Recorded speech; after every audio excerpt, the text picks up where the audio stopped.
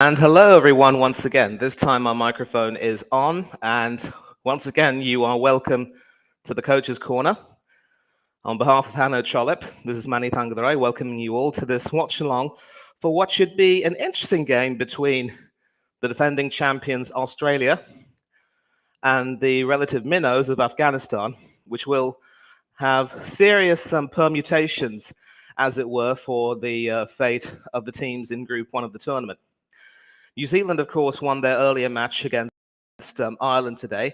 A little bit of a Andrew Balbirnie and Paul Sterling were thrashing the bowling around the park, but once they were dismissed, it was a foregone conclusion.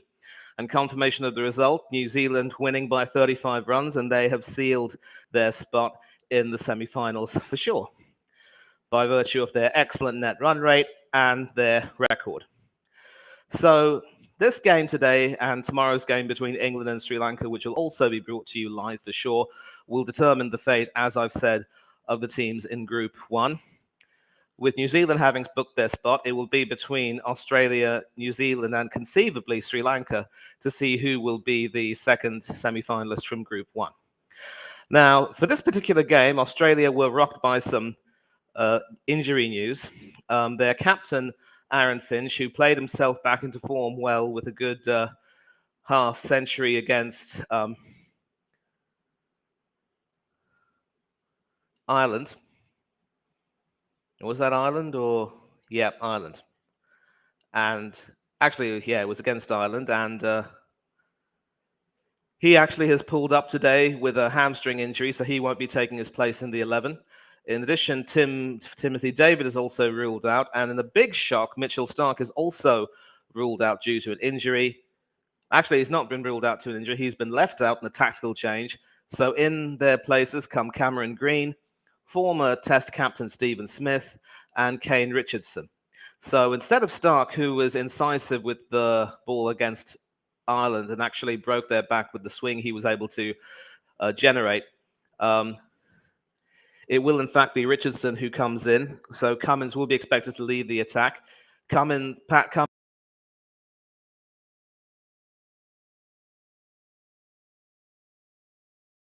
is being taken in a way. And Hanno, of course, will be joining us in a few minutes. So those are three changes that have been made. And it looks as though Afghanistan have not made any changes to the team which faced Sri Lanka, which lost to Sri Lanka. And having won the toss and chosen to bowl, they are, of course, unchanged. And the good news is that Rashid Khan will, in fact, be playing. So I shall share the team news with all of you right now, courtesy, of course, of our dear friends at ESPN Cricinfo. Right, so this is the Australian team, and they will, of course, be coming out to bat first. So they'll be opening the proceedings with David Warner and Cameron Green, who will be replacing Aaron Finch, followed by Mitchell Marsh, Stephen Smith coming in at number 4 for his first match in the tournament. Jesus Christ. Sorry about that, folks. Glenn Maxwell, of course, will be at number 5, starring us at number 6. Matthew Wade as the wicketkeeper batsman, followed by Pat Cummins, who can certainly wield the long handle. The big problem, of course, with Starc dropping out is that the tail is ever so slightly lengthened, but that is a risk which probably has to be taken, with Richardson not being able to bat that well. And Green and Warner are walking out onto the pitch. And this is the Afghanistan side. Unchanged, Gurba's the wicketkeeper, Ghani the opening batsman. Ibrahim Zadran will be coming at the number 3, followed by the likes of Najibullah Zadran, Gulbadin Naib, Rasuli, Nabi, the all-rounder and captain. And then, of course, the bowlers, Rashid Khan, the bowling all-rounder, and 3 out-and-out bowlers to complete the tail. So I can also give you some permutations to help Australia, to give you an idea of what Australia need to do. Calculations have suggested that given that Australia's net run rate is still well behind that of England's, they will need to start by overhauling England, because overhauling New Zealand will be impossible. And of course, New Zealand have already qualified. So Australia will need to beat Afghanistan by about 50 runs or chase down the total with 6 overs to spare The exact numbers, of course, depending on the first inning score, just to overtake England's net run rate. The bigger the win, obviously, the better. So this is going to be an important game for Australia, and in many ways, they could perhaps be given an advantage by batting first because they get to set as big a total as possible. And of course, Green's coming in, right-handed batsman, like for like replacement really for Aaron Finch, and we see the captain Mohammad Nabi, who's been around the block quite a bit and captained Afghanistan several times before, setting his field. And it's Fazal Haq Faruqi, right-arm fast bowler who will be opening the innings. The best performance of 3 for 11, 19 wickets in his career from 17 matches, an economy rate of 6.74, and he will probably be expected to try to curtail the potentially dangerous Cameron Green and the dangerous but out of form David Warner. First ball of the over. Well, actually, he's a left armer, so he'll be bowling. I think he fancies his chances up against the left-handed David Warner if he can keep his line right. Time for me to tuck into some biscuits and some tea. A little bit early where I am, but it is what it is. Cheers, everyone.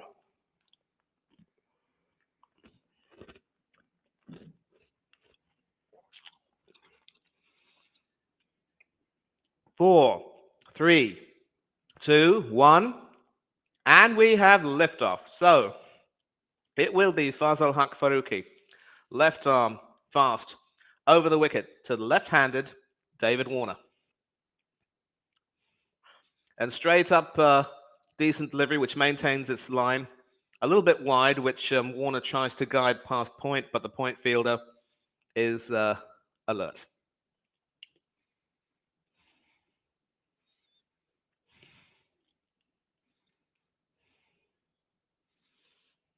And this is, of course, going to be quite key for Afghanistan. I don't know, I'm not too sure what ambitions they have, if they have any sort of dreams of causing an upset win. But if they do, it'll certainly put the cat amongst the pigeons. Second delivery, left arm over to the left-handed batsman. And once again, Warner not quite able to connect with that or time that quite well. Played into the wicket for a dot ball. So this is Warner's 99th T20 international. Glenn Maxwell will be playing his 98th, followed by Matthew Wade, who will be playing his 75th today. So quite a bit of experience in this team. And of course, Steve Smith will be coming in for his 63rd international.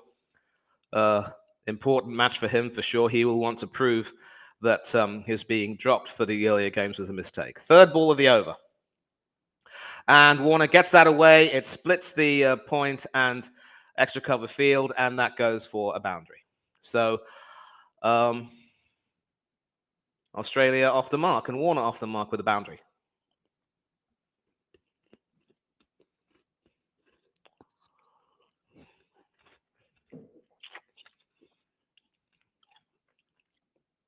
Played and timed well enough to split the field. Nobody was going to get that. Certainly there were no fielders at the offside. So credit to Fazal for bowling that tight off-stump line, but he will need a little bit more protection. Fourth ball. Moving in, and Warner's able to defend that, and they get a single out of it, and could be an overthrow because it sort of went past the forward short leg fielder, and they get a double. So 6 runs off the over. A needless overthrow, it must be said. The captain sort of being the guilty party, and the wicketkeeper, Najibullah Zadran, who happens to be the vice captain. Actually, I don't think he's the wicketkeeper. It is someone else who's wicketkeeping. It might be someone else, but fifth delivery of the over.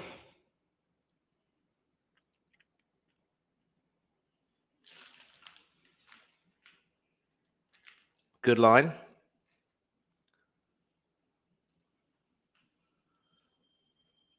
And that is played all the way to mid-on, but the mid-on fielder is alert and he can gather that. So pretty good over so far. 3 dot balls, a boundary, and a double. And this is Mohammad Nabi's 104th international, so he is, without any doubt, the most experienced member of this team. We see the Afghan flags waving. And we see that there is, of course, a very packed offside field, but if Warner finds the gaps, it'll mean nothing. And the final delivery is a sort of a slower ball, which he swings at and misses. I mean, it wasn't really so much a swing. He sort of played a false shot. In fact, it is Rahmanullah Gurbaz who is the wicketkeeper for Afghanistan, so I do stand corrected. But at the end of the first over, Australia are 6 without loss.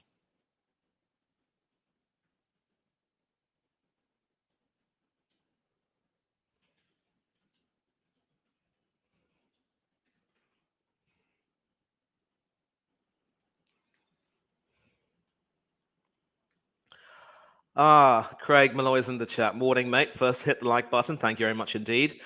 According to his teammates, Arsenal have already signed Mikhailo Mudrak from Shakhtar Donetsk. Look, I mean, I know he's obviously eager to leave Shakhtar after they failed to qualify for the next stage of the Champions League.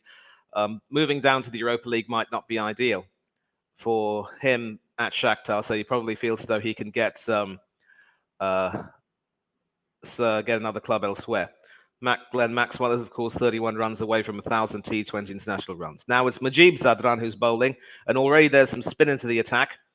And Cameron Green plays his first shot, which is sort of guided all the way down to third man, and they are able to run 3. So excellent running between the wickets. And that is what separates teams like Australia and South Africa from the other teams in terms of limited overs cricket, because they're running between the wickets is exemplary. They're able to turn ones into twos and twos into threes. And if they have the strength, they can certainly hit out of the park. And this is also really good running between the wickets, using the patches of green on either side of the wicket in order to not run on the wicket. So responsible running over there. So Cameron Green's off the mark, coming in for his first match of the tournament with a score of 3. And Zadran is, of course, an off spinner. So how does he bowl to the left-handed David Warner? He's gone round the wicket. And Warner tries a switch hit and is able to send that soaring all the way over what would be point for him for another boundary. So already the decision to bowl first has not really been reaped any dividends. I think Warner and Green will probably look to give Australia as blistering a start as possible. And if they can put up a really good score and bowl Afghanistan out cheaply, that would put the cat amongst the pigeons. So once again, a replay of the shot, and it's a 4. And I think Mudrak would be a good signing. I'll come back to that. Round the wicket now to the left-handed Warner, and he plays that all the way to square leg for a boundary. So the worst part about being an off spinner is that if your line is completely off, as I've mentioned many times before, you will be picked for runs. You cannot allow the batsman to bowl straight, or the batsman will come down the track. You cannot bowl to the batsman's leg side, otherwise you will get whipped. And that's sort of what happens. What's happened here. Drifting down Warner's leg side, helped onto square leg. Thank you very much indeed, mate. And that's another boundary for me. 4th ball of the over. What does Majib do? And the same problem again, and it will, in fact, be called a wide. So Majib is going to have to improve his line. If you're bowling around the wicket to a left-handed batsman, you've got to stick to an off-stump line. Bowl to your field. 12 runs off the over already. And that is swept all the way to square leg for another boundary over the fielder. Warner's chugging along at 8 for 9 and 16 runs already off this over. So wouldn't be surprised if Majib is taken out of the attack. And an attempted faster ball, but didn't really come out of the hand properly. And Warner was able to help that on its way, which went all the way, in fact, to fine leg. In fact, not square, but fine. 2 balls left. What does Majib do? And that's a better delivery. That's the line you want to bowl. A little bit straighter, trying to attack the off-stump line and the centre. And Warner plays that to mid-up. And I see, is there anyone who's joined the chat? Someone bearing my name has joined that. And the last ball is a dot ball, so Australia are now at 22 for 0 after 2 overs.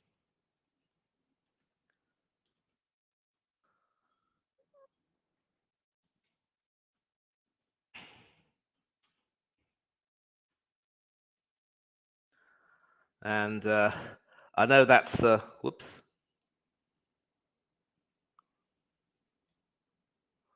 Well, he was in the studio, and now he's. I think he'll be coming back. So good start by Australia, just the start they would have hoped for, and it wouldn't surprise me if Nabi decided to take Majib Zadran out of the attack, because you cannot have that sort of a start in the opening overs.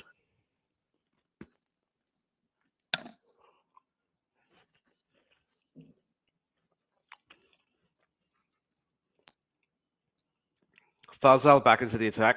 Fazal Haq Faruqi. Left arm fast medium over the wicket to the right-handed Cameron Green. And is there an edge? Yes, there is an edge, and it's been taken. And Hannah, you've just joined in at the right time. Australia have lost their first wicket. Cameron Green coming in for his first start of the tournament. First ball was guided to the third man for 3, but the second ball, an edge induced, and Gulbadin was able to take that in the slips, and Australia have their break. So 22-1. Yeah, yeah. Good wicket for Afghanistan. Yeah, I'm just going to get my something and I will be back quickly. All right, take your time. But so that's actually the line that you want the left arm seamer to bowl, sort of attacking the right-handed batsman, putting him in two minds as to whether or not to play that, getting the edge, carrying to the slip fielder. Excellent captaincy from Mohammad Nabi, and well bowled by the young Fazal Haq Faruqi. And so a little bit of a setback, but nothing that cannot be overcome with a new batsman.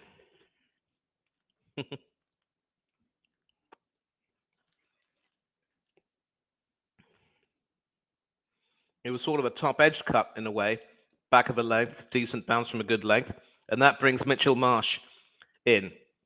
650s, 9 scores of above 30, best of 77 not out, 1,042 runs. His experience will be needed. Second delivery over the wicket to the right-handed Marsh. And he plays that well to the extra cover region, but the fielder is alert. Almost a back of the hand delivery that from Fazal Haq Faruqi, almost a sort of a slower ball attempt. And certainly a top edge, but the slip fielder was kept there for a reason. And off you go, Cameron. Thanks for coming, and thank you for going.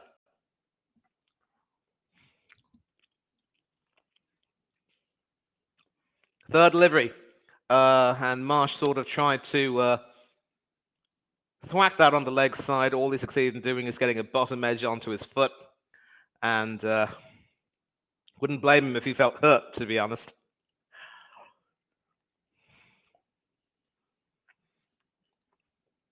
And not exactly the best time for Mitchell Marsh to come in, but he would have liked to have seen a partnership. But no opening partnership this time around, although the dangerous David Warner is still there, playing himself back into some semblance of form. And if Fazal can maintain this line, this tight off-stump line, bowling to whoever's at the crease, it will certainly cause some problems. So there's a slip fielder. There's what looks like a gully. So a quite attacking offside field for Mitchell Marsh. Fourth delivery over the wicket. And that is played onto the leg side, but the square leg fielder comes in and says, you're only getting a single from us. So an excellent recovery this from the second over, which was rather expensive. The experienced Aleem Dar standing in for his 69th T20 International today. And Langton Roseri from Zimbabwe standing in his 40th today. So certainly some authority on the field. And now that brings the left-handed David Warner back to the crease. So what sort of a line will Fazal maintain to him? Right line, but a little bit too short of a delivery, and that should be guided to the mid-wicket boundary for four. It was sort of guided along, really, and it wasn't really that venomous a delivery. It sort of sat up for Warner, and all he had to do didn't even really have to hit that powerfully, just sort of guided that, sort of moved his bat and sort of used the pace of it to sort of guide it to where he wanted to hit it. And just evading the fielder, Rashid Khan, got a fingertip to it, but couldn't really stop it from going to the boundary. And that is four more runs to the total and four more runs for David Warner, 22 off 12 now. So, last ball of the over. What does Fazal Haq Faruqi do?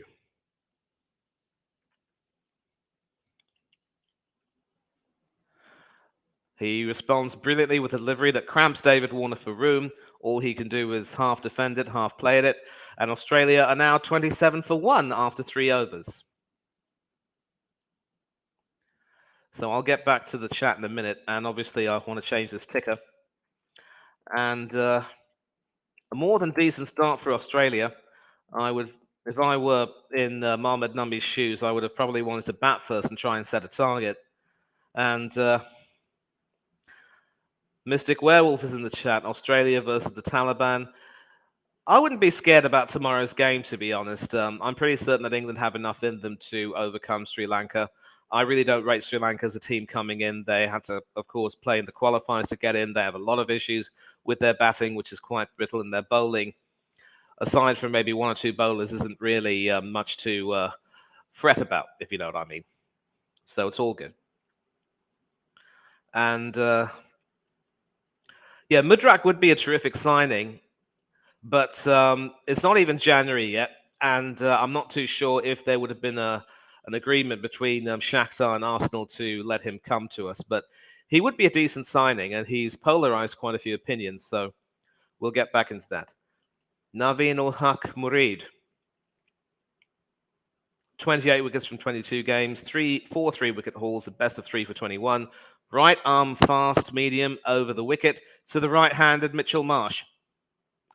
And played to forward short leg, who throws that back towards the wicket, misses, and an overthrow is saved. So yeah, so good to have you back. And as you said, that was a good wicket. But as long as Australia have David Warner, yeah. Okay, goed. Solidarisch. Um, just one sec, one sec. Yeah, take your time, take your time, take your time. But yeah, it seems like Australia are, are not doing that great. Of course, David Warner has been close so far, but except for him, it looks like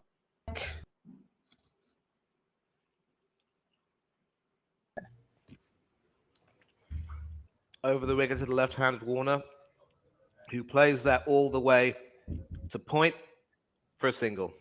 So it's actually a decent start, to be honest, around 9 and over. And of course, when you consider that they can obviously accelerate in the latter overs, they could be on course to post a very big total, unless the Afghanistan bowlers come up with something really magical. And Rashid Khan aside, maybe one or two other bowlers aside, I'm not too sure that the other bowlers have the capacity to do that. But we'll see. Marsh is, of course, the new batsman who's just come in, scratched around a bit, and it's over the wicket now to Marsh. 2 singles already from the over, and that's been edged, and that will evade the fielders and go to the boundary. So doesn't matter how the runs come as long as they come. Doesn't matter how the boundaries come as long as they come. So yeah. 6 runs already from the over, 2 singles and a boundary. Make it look like the New York Yankees. Shout out the New York Yankees, my team. Yeah, we just went good. We were like United versus City. We went good.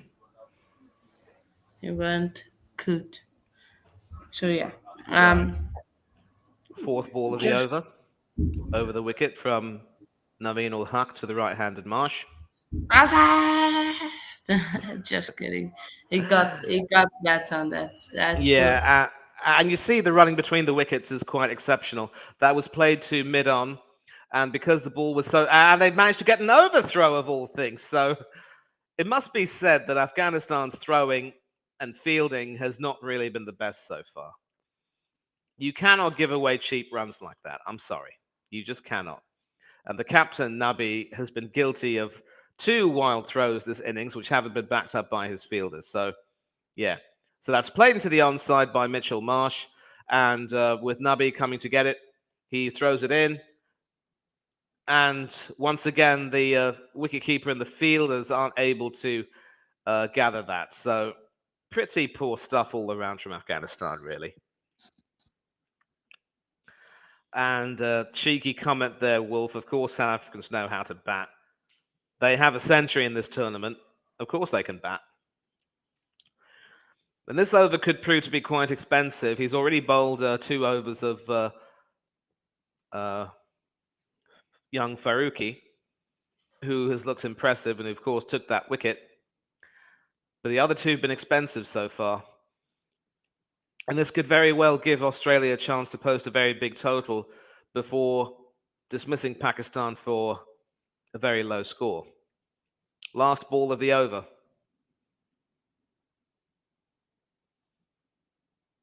And that is played by the left-handed Warner to the offside for a dot ball. Australia now 38 for 1 after 4 overs.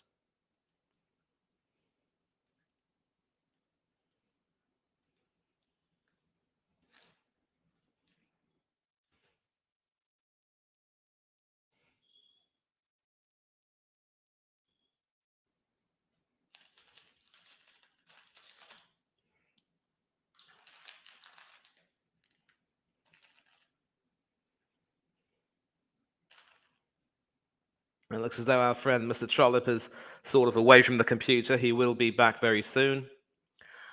And of course, there is the Springbok flag and the and that cricket bat of his. No need to deduce where his loyalties lie, of course. But South Africa should qualify from Group 2 along with India, unless, of course, results freakishly go one way or another. And Mujib Zadran is back at the attack over the wicket to the right-handed Cameron Green, who sweeps him for 6 first ball. So, you know, when a bowler's been tonked around the ground, you cannot bring him back. I'm sorry. Nabi's going to have to do a lot better with regard to rotating his bowlers. 74 meters, 6 over square leg. Doesn't get any better than that. Well, Mujib, what do you do, son? Spotlight's on you.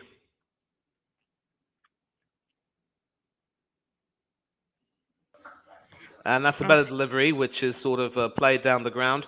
But will they come back for the second? No, they won't. So it's a 6 and a single off the first 2 balls. And we could very well see Australia post a very big total, anything like 190 or 200, which would be their bare minimum, in my opinion. Yeah, definitely, definitely. Wolf says nice cricket pet on him. South African to use. Nah. Wolf. Um, yeah. Stop it. If South Africa beats the Netherlands, Pakistan beats Bangladesh, Zimbabwe beats India. India is eliminated. But the key thing they said is Zimbabwe beats India. That's not happening. Um, Yeah. Dial Square, be up yourself. I see you in the chat. Is he Dial celebrating? Square, Arsenal fan, Yeah, I'm be up assuming. yourself, Dial Square yourself. Um, so yeah. Dial Square, yeah. Yep, everyone inside, as always. Wait, remember to smash a like, subscribe, and share the channel. No, yeah, we're moving. I was the game between Ireland and New Zealand. Now it started off with New Zealand batting first, and they struggled for. They no, sorry, they weren't. Sorry, they were playing well for a bit. Then they lost 3 wickets in a row. Oh, well, of course, a hat trick for Little, World Cup hat trick for him. Um, then so he play. Then New Zealand were in spots of bother, but just then New Zealand just accelerated um, uh, through the innings and so forth.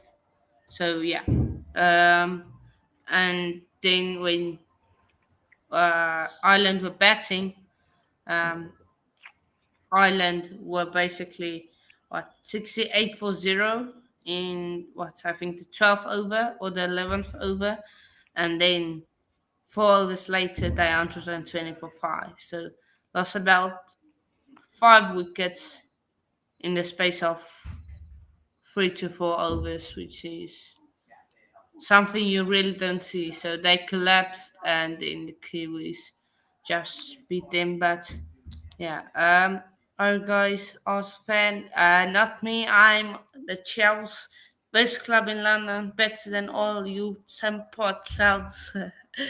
Who are you Not, calling a tin pot club, son? Mind it. And the uh, 50 is now up for Australia, first ball of the sixth over. And I yeah, believe this it is. no wait, this guy is an Arsenal fan.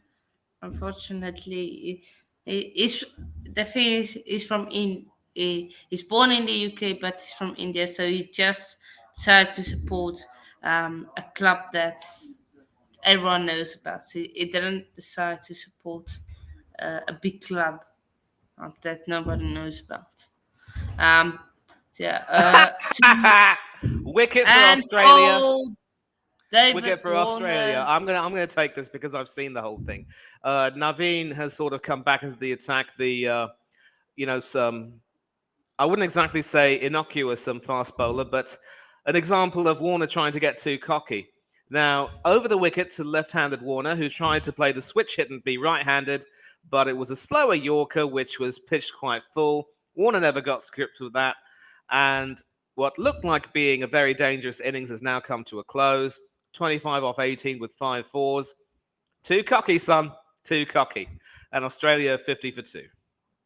Yeah, too many also fans viewers. Yeah, yeah, I have too many to be honest. Kiwi spanked the Irish. Yeah. Yeah, they did. They did. No way square. When else? Are you guys are fans? No. Oh, nah. I'm not going to sing that because I'm not an Arsenal fan.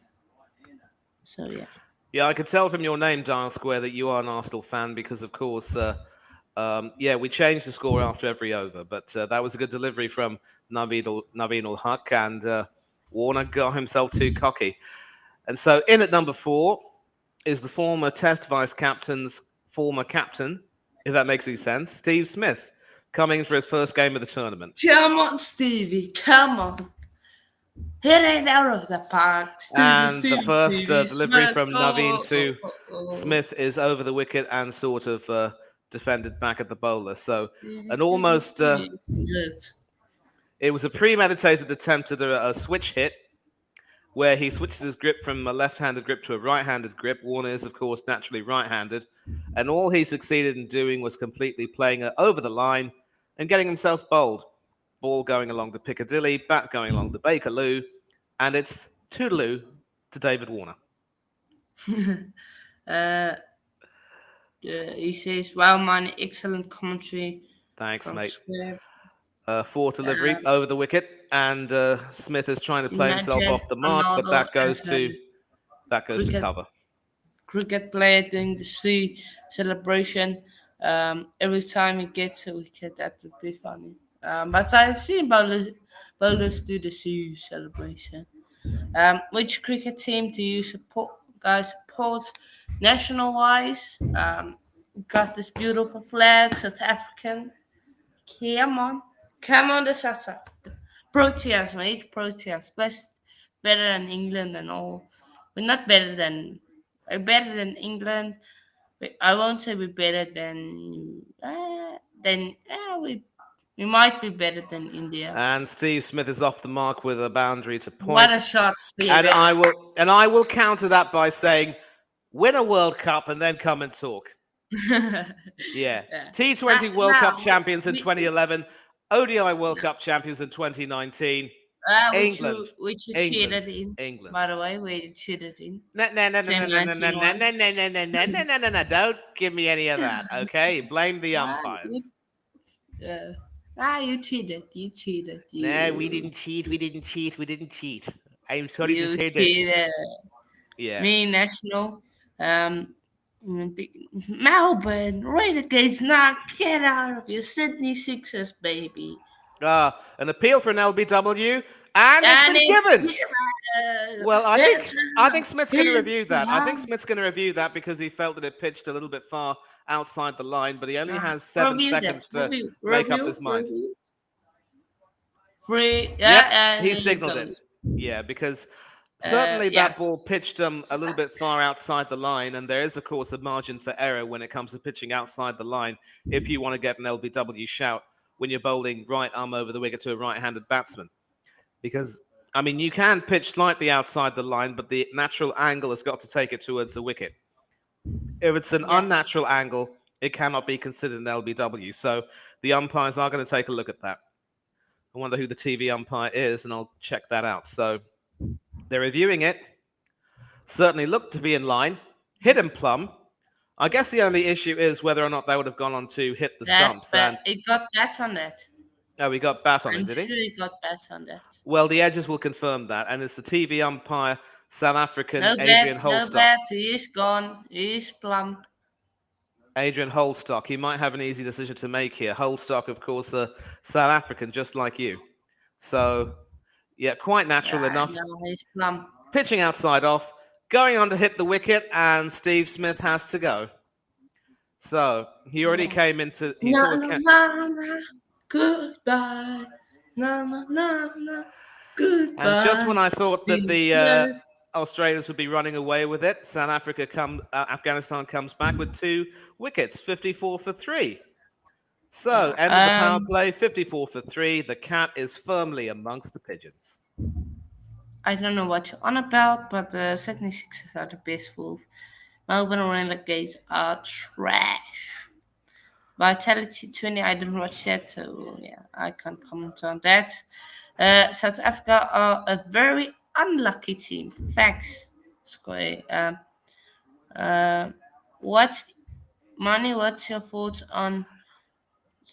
I don't know that guy's name. Mahela Jayawardene, a former Sri Lankan captain, outstanding middle order batsman, Oh, yeah. and yeah, certainly a class player of his time. Probably not SL's greatest batsman, but definitely right up there, and certainly played his role in the rise of Sri Lankan cricket. So, very class player indeed.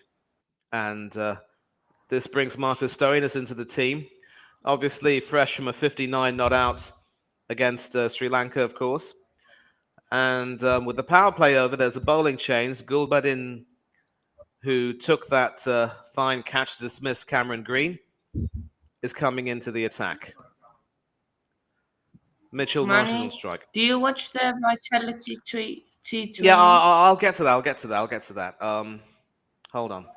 So over the wicket to the right-handed Mitchell Marsh, who plays that, and it's dropped by Najibullah Zadran at point. And do the Australian batsmen take the single? No, they don't. Actually, they do. So Marsh goes to the other side. And we're going to see a replay of this because that would have been another wicket that would have really put Afghanistan right on top. But edged it, didn't have control of it. And that was an absolute dolly. And I don't know what Najibullah Zadran was thinking over there. He wasn't prepared. And he should have caught that. That was an absolute dolly. A poor shot from Mitchell Marsh, and he got away with that. Very poor shot. But you can see the frustration because there's a difference between being having them at 54 for 2 for 4 and then 55 for 3 or whatever. And has a Um, run been chalked off? Because they were no, 50. Oh, yeah, now, because of course no, now they're 54 for three. I wonder if, um,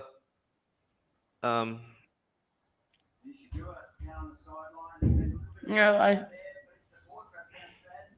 I think they have not changed it yet.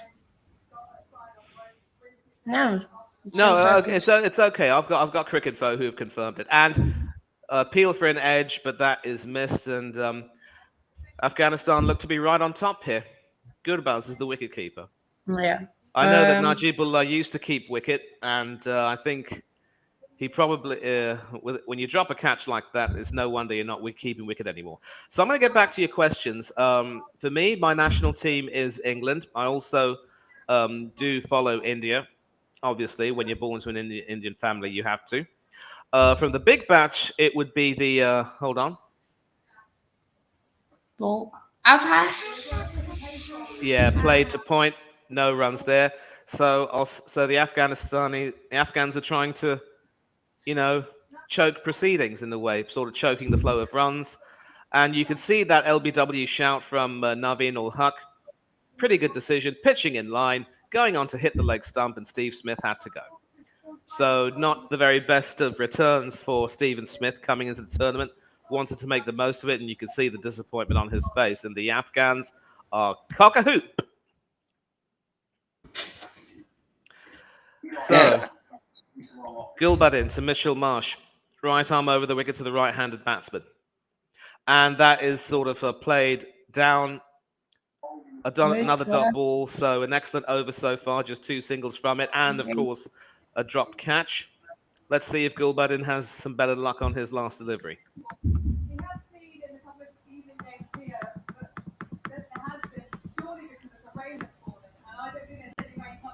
Wait, hold on. Oh,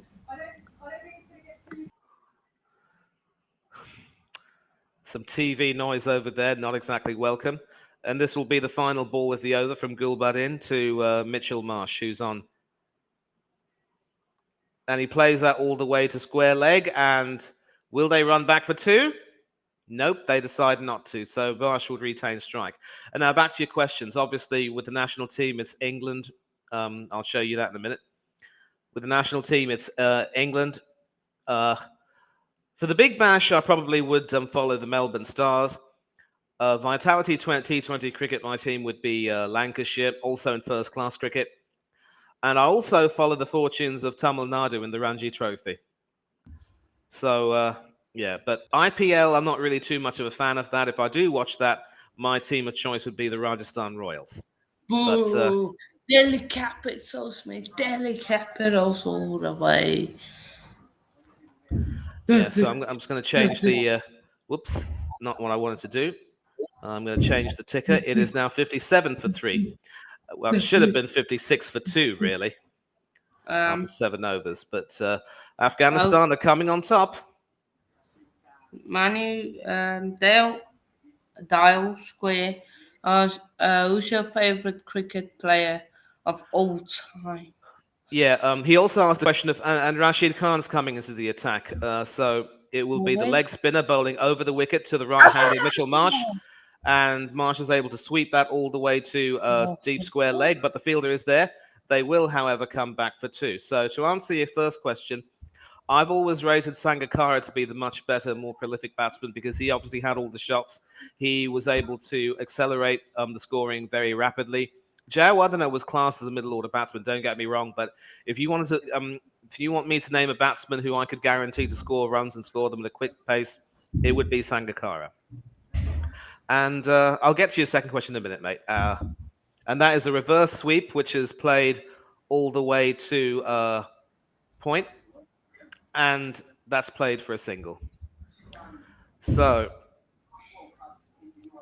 basically, the flight, it's interesting to see the flight of Rashid Khan. Obviously, with a leg spinner, you want to try and flight the ball as often as you can. You shouldn't really depend on turning that much. And when you get that flight, obviously, when you work your fingers around it, that fizz will obviously entail. Shadab Khan was able to execute that perfectly against South Africa. And those two wickets really put South Africa on the back foot What? before the rain I, delay. I can't remember that. Unfortunately, I can't remember it. Well, you don't need to because we all know the result anyway, and that has was played all the way to square leg for a single, and Mitchell Marsh is back on strike. So Stoinis has come in, hasn't really opted to dominate. He knows that the set batsman is playing quite well, Mitchell Marsh, son, of course, of the late son, of course, of Jeff Marsh, and nephew of the late and great Rodney Marsh. May he rest in peace. Mm, Played to square leg for another single. So singles are just fine now for Afghanistan, and the Aussies are also in no look to Square. yeah. So That's a big statement. That's a big statement. 54% of Question. Rashid Khan's wickets have been either bowled or LBW, and fifth ball of the over played down to mid on for a single. So I think Australia might be content to just avoid losing wickets, and that drop from Najibullah Zadran could very well be a costly one because Marsh was set when he played that edge, and 4 wickets down would really have put the cat amongst the pigeons. Last ball of Rashid's first over, and they decide to run for another single, and Mitchell Marsh will again retain the strike, 62 for 3 off 8 overs, and as far as my favorite cricket player of all time is concerned, it's really, really hard to say. I grew up watching some really, really fine players. Um, sort of hard to put a finger on who would be my favorite. I think in terms of the player who made, I really don't have a favorite to be honest. But in terms of the players who influenced me, I grew up watching, obviously from England, the likes of Michael Atherton, Alex Stewart, Graham Thorpe was also a pretty good batsman. And as far as the bowling was concerned, Ian Botham was just before my time, but I did enjoy watching Darren Gough, obviously. And from India, of course, Mohammad Azharuddin, Sachin Tendulkar. And of course, in more after that, Kevin Peterson came in and was absolute fine batsman. Gulbadin's now bowling That's as a it. nope, Oh, yeah. So that was the first ball, and the pace was taken off that, so it didn't quite go to the boundary, and the batsman could only score a single. So, showing highlights, obviously, from the earlier days' play, left arm seamer Josh Little from Ireland taking a tournament hat trick where he got rid of Jimmy Neesham, Mitchell, and I think it was Williamson before him. I'm not too sure, but yeah, Williamson. yeah, great, Williamson. Now, Gulbadin continuing, played all the way to the covers for another single by Marcus Stoinis. So he's trying to get himself settled in. And I think the Afghans are trying to take the pace off the ball, not really giving the Aussies enough of an opportunity to really play their shots. So this is good stuff from the bowlers after an initial pasting they took earlier on. And Um, do I think Kohli is washed? Far from it. He's got at least a few good years of batsman cricket ahead of him, I and that was am. And yep, it will go for her. yep. Mitchell Marsh getting to the pace of that perfectly, getting to the line of that, and able to bash it back over the bowler's head, stand and deliver, and that is as big a six as they come. Yeah. So I think they Um, see that with the ball coming onto the bat nicely from Gulbadin, Mitchell Marsh can just hit it straight back as long as he gets to the line of that.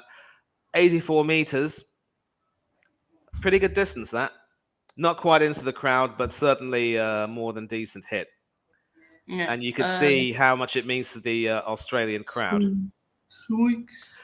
So Kohli isn't washed up darn No. square. He does have at least 2 or 3 good years of cricket left in him. Still a fine batsman. And clearly, Werewolf isn't a big fan of him, calling Kohli a cheater, saying that Bangladesh were robbed. I mean, certainly some of Kohli's antics have not been the best, but as a batsman, nobody should doubt his credentials, and that is carved all the way over the covers And for Mitchell 4. Marsh is taking the tournament by storm and saying, I'm doing this again like I did last tournament. I will save you again. And that drop from Najib Zadran is proving very costly indeed. Yeah. An absolutely powerful hit, just carving it all the way over the covers. Nobody had a chance over there. Nobody was going to get that. And so, what does Gulbadin do in these last two balls? And he pulls it short, and it will be Four. terrible fielding. So that just sat up and asked to be hit, and proving to be a very expensive over. 13 from it right now, not 13, 16 to go with the three from his previous over. It just sat up and asked to be hit, and Mitchell Marsh said, I will do that. And Terrible. of course, that is poor fielding from Mujib Zadran, who was very expensive with the ball. You need to get your body behind that and not just your legs. Last ball. And a sort of a slower ball, which is played to the mid-off area for a dot ball. 78 for 3, 9 overs. So 14 off that over, and the Aussies are coming back. Yeah, definitely. They're coming back. Six, says Wolf. Six.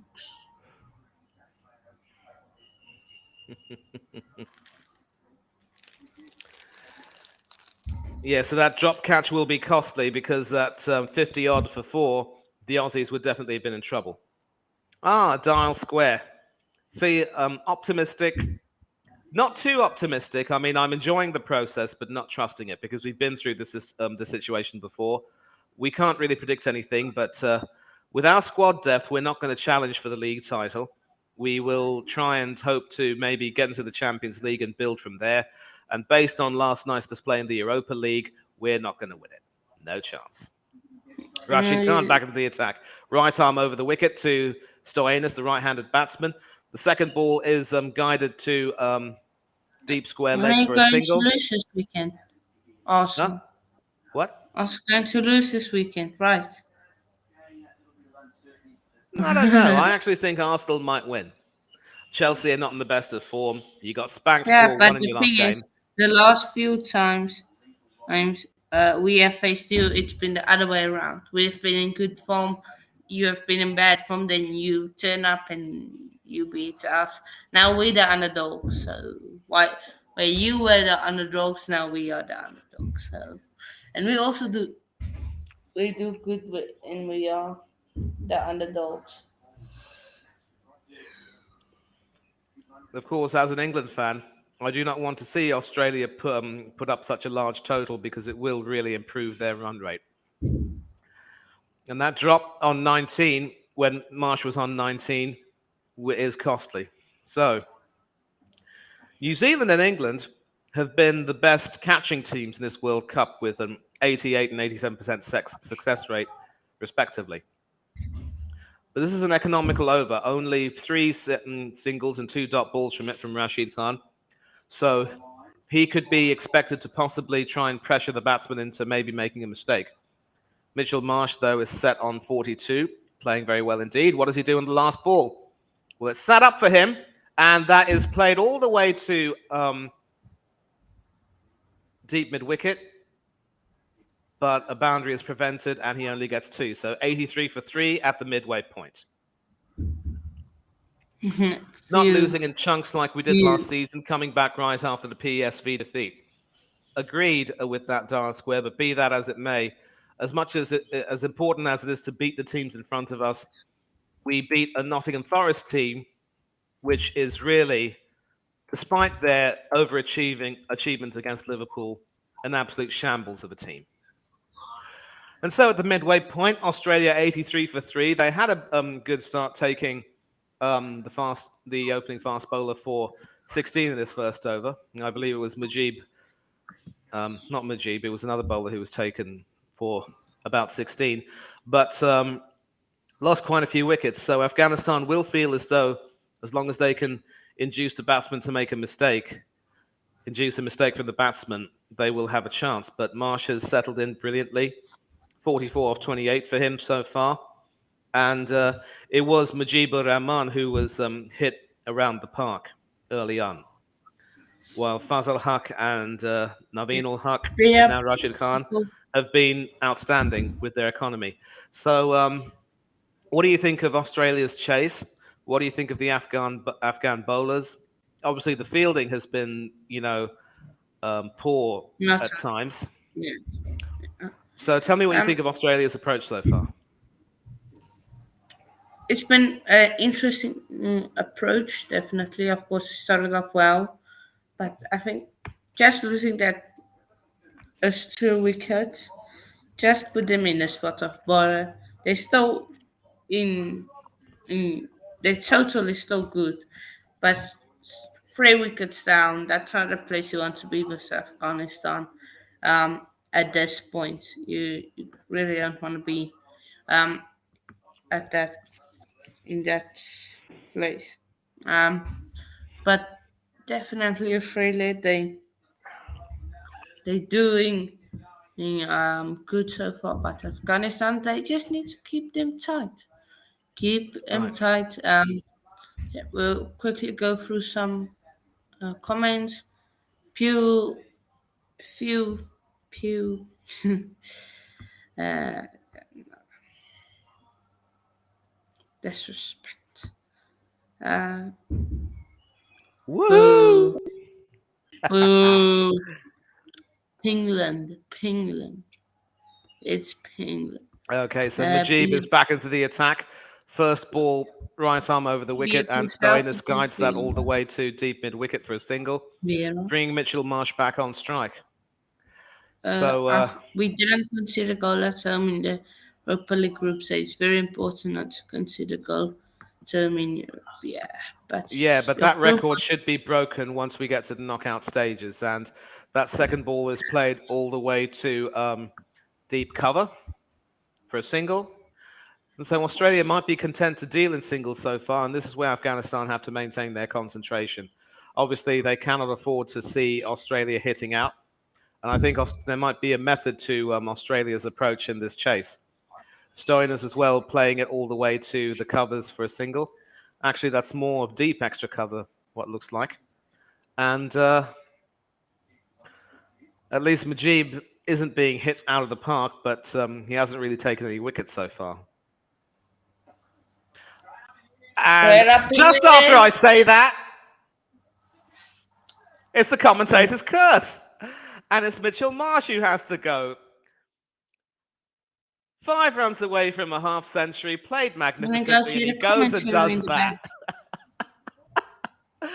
And just when I said that Majib hadn't taken the wicket, he goes and does that. Commentator's curse. I mean, it was just a slice, really. He never really got to that. An attempted sweep. All Goodbans had to do was watch the ball. With those big gloves, he really wasn't going to drop it. And thankfully for Afghanistan, he didn't. So, thankfully for Najib Zadran, that drop catch wasn't too costly. 26 runs. Well played innings of 45 or 30 at a strike rate of 150 even. 2 6s and 3 4s. But Australia are now in a little bit of bother. And of course, Nice as long wicket. as as long as they That's a have lie. as long as they have Marcus Stoinis um, at the crease, Australia still have some hope. But the next 2 wickets will come into the tail, and obviously with Mitchell Starc not playing, the tail is lengthened a little bit more. I mean, Pat Cummins can certainly wield the long handle, but Zampa and Kane Richardson, who are coming in, and of course Josh Hazelwood, not really the best batsman. It is, in fact, Glenn Maxwell who's come in out of the frying pan into the fire. And Mujib's first delivery was drifting a little bit down, but Glenn Maxwell couldn't play that. So that's a dot ball. An excellent response. A needless shot to play under the circumstances. He was doing so well. Effectively sliced it up in the air. And Zadran said, thank you very much.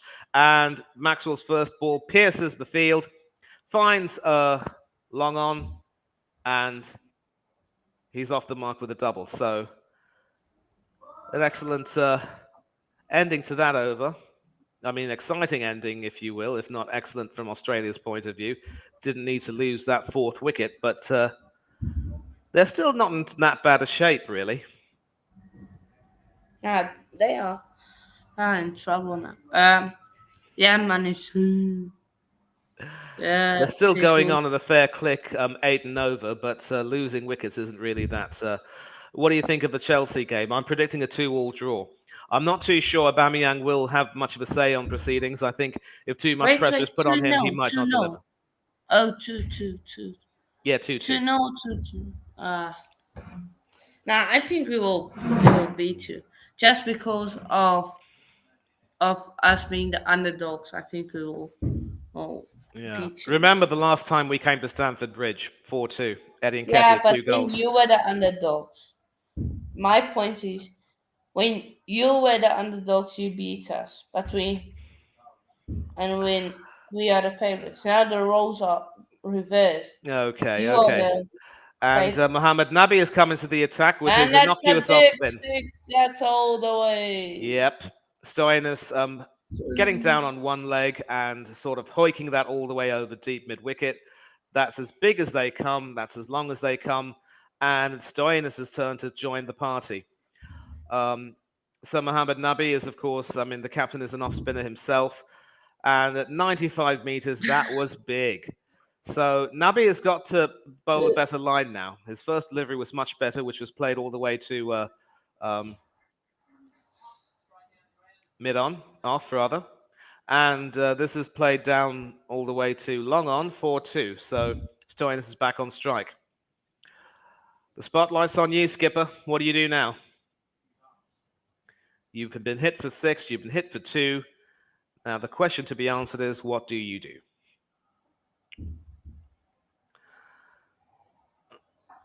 And that's carved all the Catcher. way. Nope.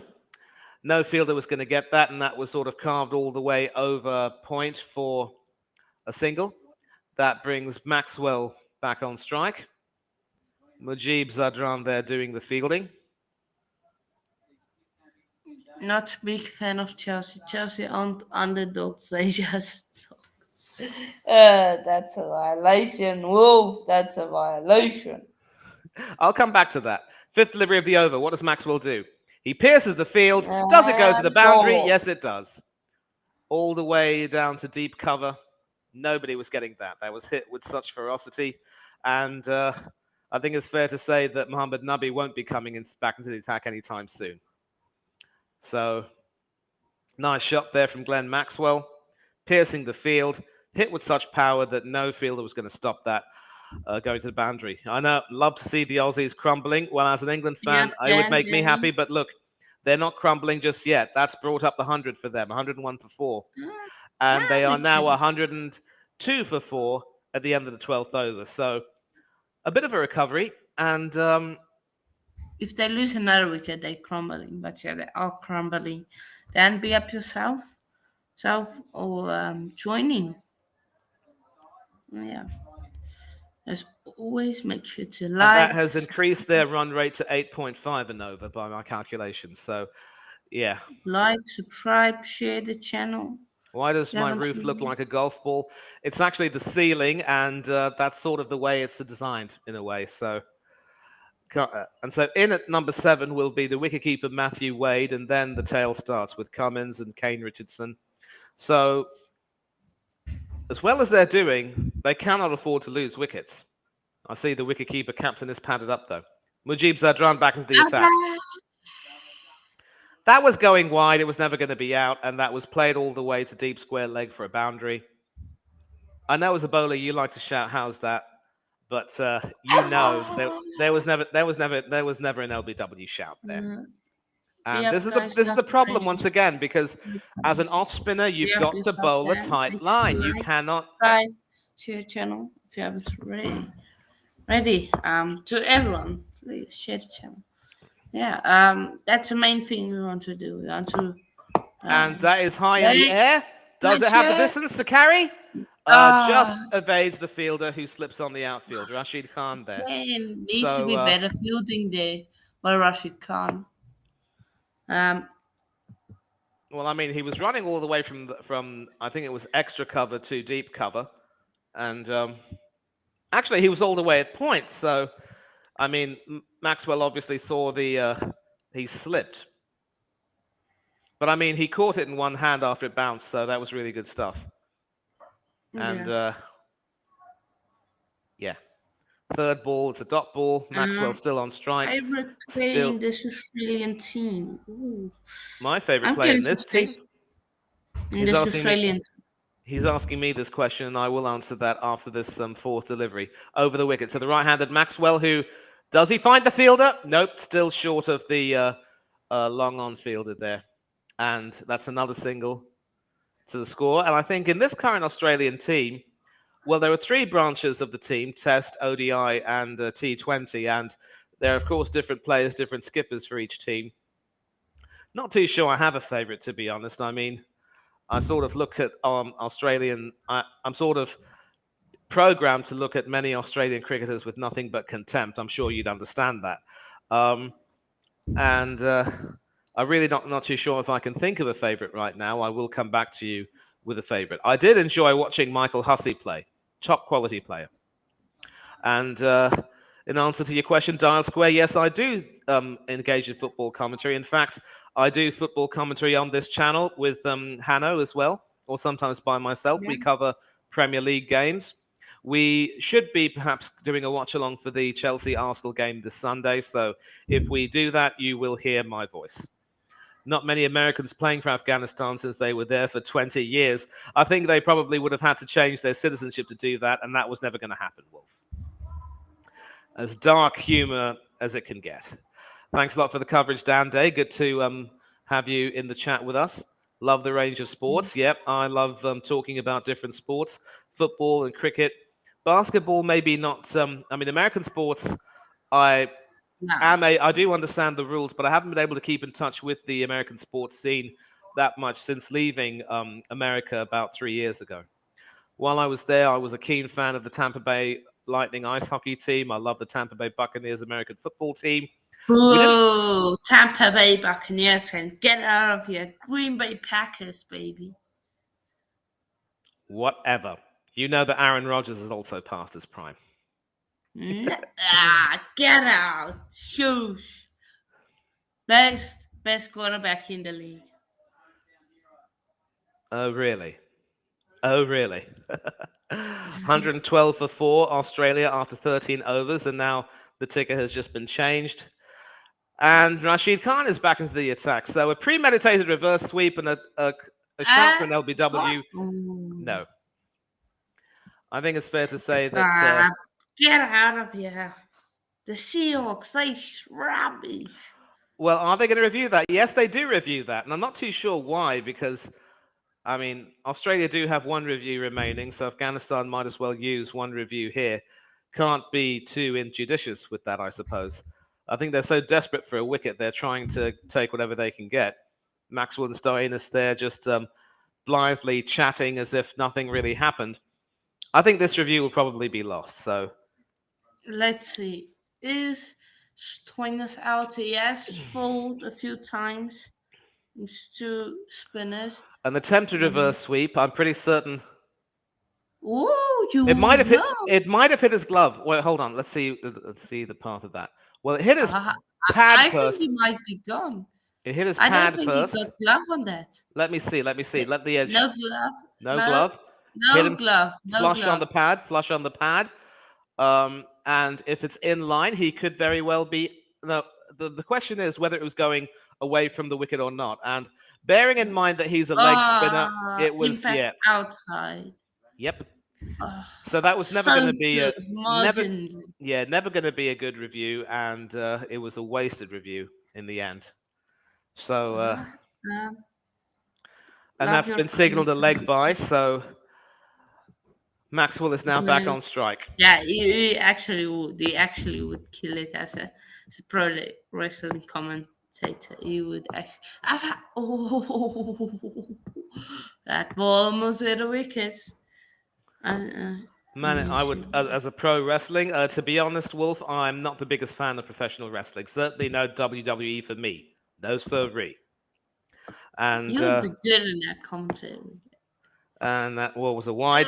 An attempted reverse sweep there, which was pulled off, and that should go all the way to the deep cover region for a boundary. So the Aussies have decided to go after Rashid Khan now. I think Rashid Khan will have to make sure he keeps his line, keeps the fizz sort of coming.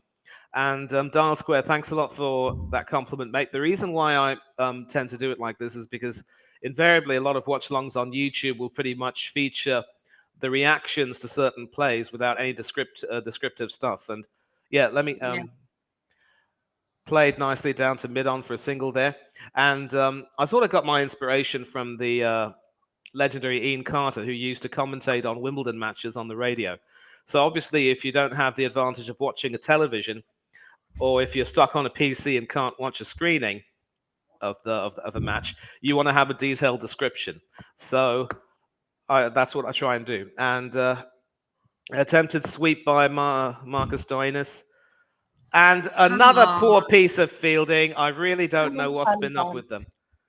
Their Mm. fielding, their backing up when it comes to the throw has been absolutely atrocious so far. And don't get me started on that drop catch. So they did the hard work of, Getting the wickets. there was no need to have a direct hit like that. You do not need to do that. When the batsman is at his crease, there's no need to go for a direct hit. It's ridiculous. Yeah. 2 balls left. What does Rashid Khan do now? Oh, oh, No, oh, no, no, no, no. That was probably going a little bit high, and I'm sure Yeah. Stoinis got some bat or glove or arm to that. So it's got to be. Well, they're 120 for 4 after 14. Still going on at a reasonably decent clip, but They still should somewhat at least sedate. get to 200 at this stage. Or 180 is what 200. they'd want to do. So 10 and over will take them to 180 odd. And that last ball is played nicely by Maxwell all the way to mid wicket. And at the end, it's they're 121 for not 121. I'm sure they're not. Yep, 121 for 4 after 14 overs. So, yeah, so I was talking about Ian Carter. Obviously, if you don't have the advantage of being in front of a television screen and you really want to get a taste of the action, having someone describe everything to you as and when it happens is always a plus. So that's what I'm trying to do. I don't want to be like these other watch-alongs who, just react to plays and just F and blind all the time. So that was what I wanted to try and do there. So thanks a lot Yeah. for the compliment. And And here, when you want to say shite or crap, somebody shite or crap, you say Pulisic. you Pulisic. say Pulisic, I say Nketiah or Odegaard.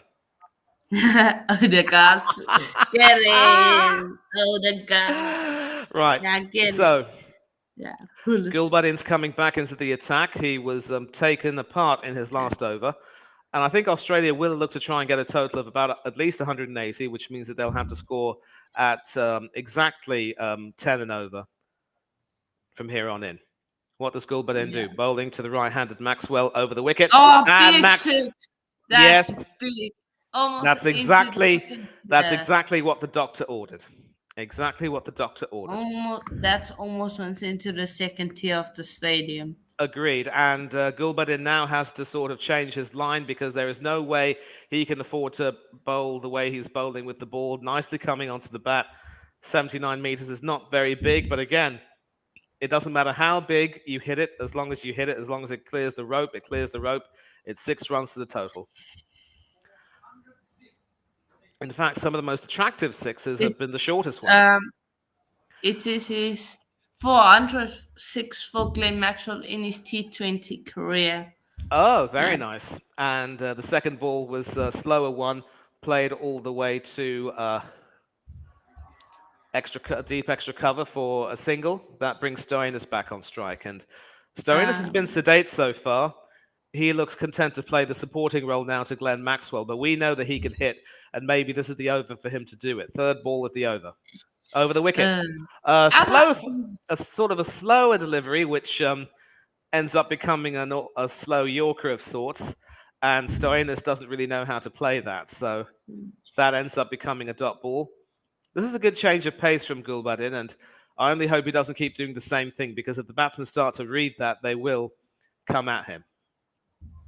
Good recovery, this from Gulbadin after being smacked for six first up.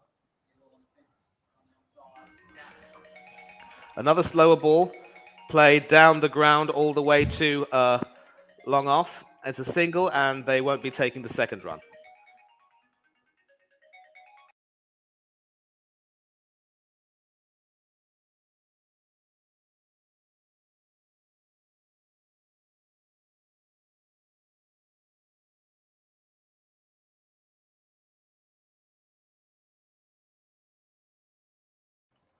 So Yeah. Wolf does Pulisic carry a gun on the pitch since he is American? That'd be my Alex base. Yep, And Maxwell back on strike, carving that all the way to deep cover for another boundary. And so you can see here the problem that Gulbadin has. That was short and wide and had hit me written all over it, and Maxwell obliged. Score apps with live commentary, they always need commentators. I'll consider that, Dial Square. I will. Maybe if I find out about them, I will consider that, but that's a story for another day. Last ball of the over, another slower ball played into the ground, and Australia now 133 for 4. So 12 runs off that over. Very useful indeed in their quest to make sure they get to the promised land of 180. 5 overs left off this one, and I think every time, credit to the Afghanistan bowlers, every time they've been hit, they've managed to find a way back. So it's worked out well for them so far. I mean, it's probably worked out at least marginally better for Australia, I think.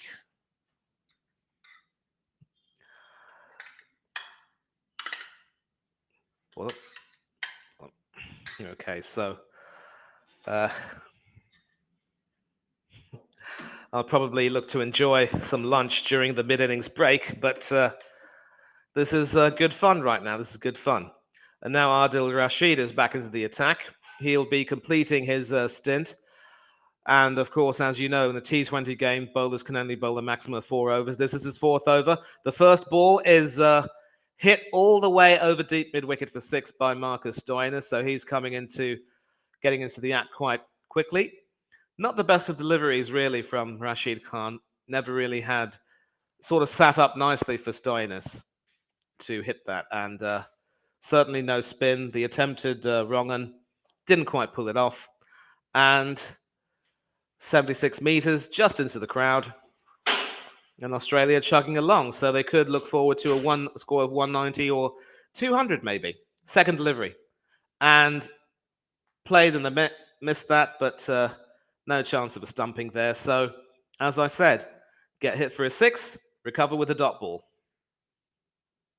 Are you there, Hannah?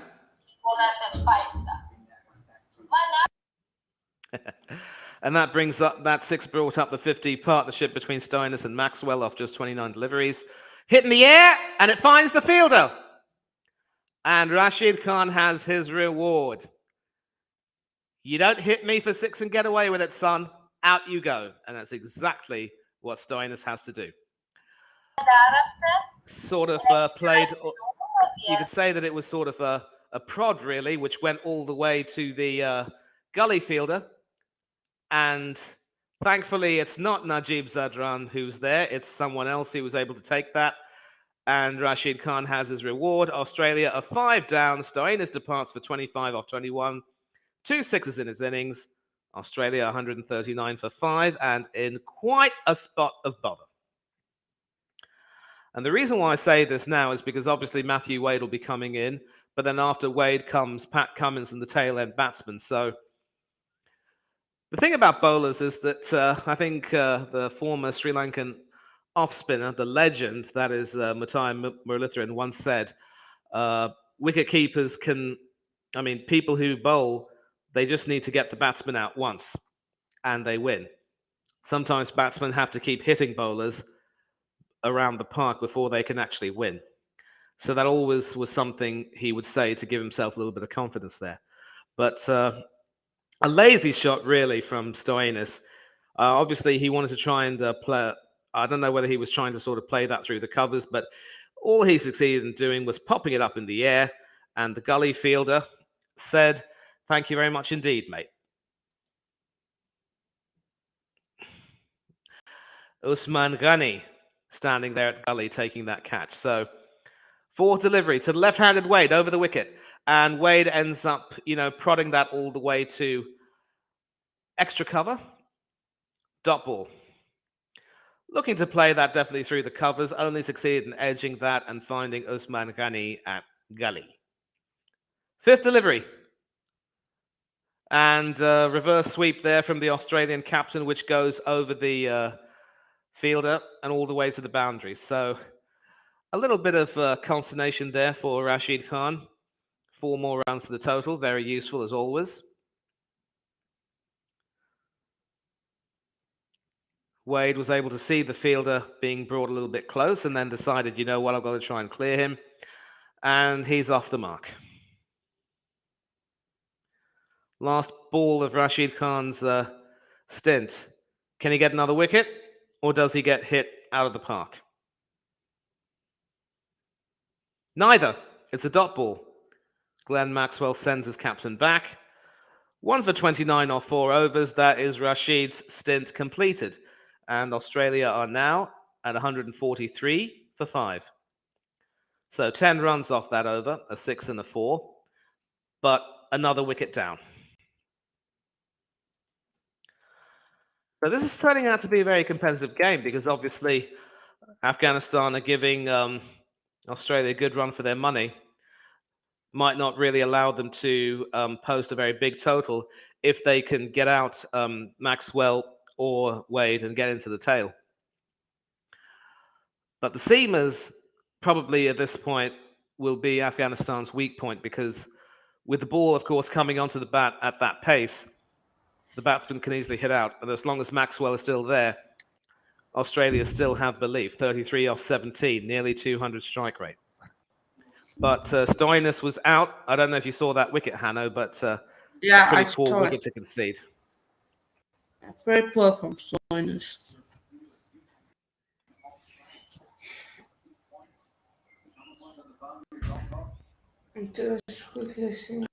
Right. Now, as soon as the innings is over, I will tell you some calculations that have been made for Australia in order to enable them to overtake England's run rate. I can tell you now, of course, they need to try and beat Afghanistan by 50 runs, or else overhaul. Now they have to beat them by 50 runs, obviously, because they're batting first. Naveen ul Haq back into the attack, round the wicket to the right-handed Maxwell. Good strategy, not really giving him much room, cramping him in a way for room. He's not able to play that shot, and that's a dot ball first up. And Mark Howard, the on-ground commentator there. So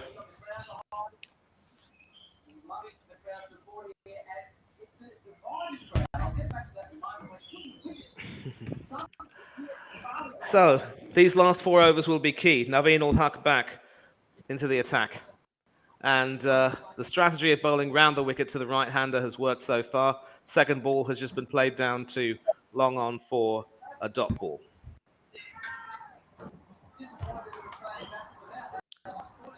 And in the previous over, of course, Marcus Stoinis getting out and Rashid Khan celebrating. So a pretty poor wicket to concede. And Afghanistan are briefly on top.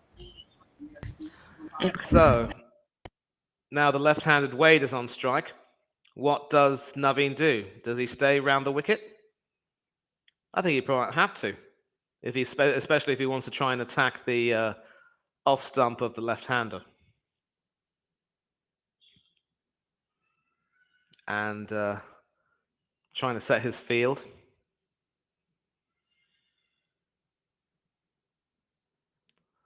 Right. Third delivery of the over. Right, around the wicket indeed. Attacks Wade's offside, and a swing and a miss. A slower delivery, carrying through to the wicketkeeper. And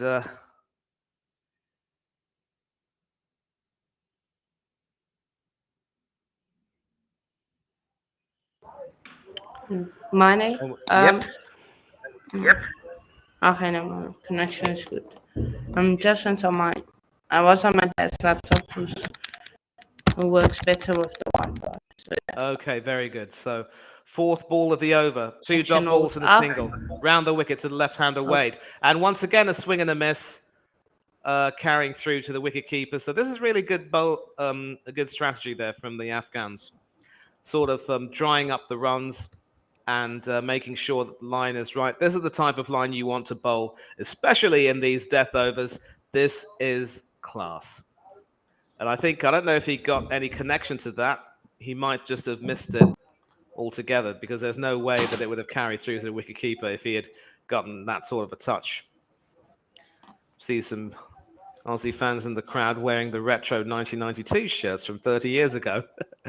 Fifth ball of the over. And Wade plays that down to long on, but it'll only be a single. And ominously, that brings Glenn Maxwell back on strike, but I'm sure Naveen will continue to bowl around the wicket. 2 runs off this over so far. Dot balls are currency. Singles are currency, dot balls are gold, wickets are diamonds. Now, Yeah. the significance of this over is that if it ends at 145 for 5, they will need about 12 and over to get to 180. So this is really good stuff. But he's changed his angle now, opted to bowl over the wicket, and I think they're going to look to try and attack the off stump. But Naveen is going to have to maintain the line. If he doesn't maintain the line, he is asking for trouble. Yep. Let's see what Naveen does. Over the wicket now to the right-handed Glenn Maxwell. An attempted reverse sweep, Play. but that will only be a single. And so an attempted reverse sweep, not paying the dividends they wanted. They're 146 for 5 now. And I will get to your question, Dark Square, about the greatest SL cricketer of all time. I'm old enough to have seen many legends play for Sri Lanka. Certainly not ever since they made their debut as a test nation.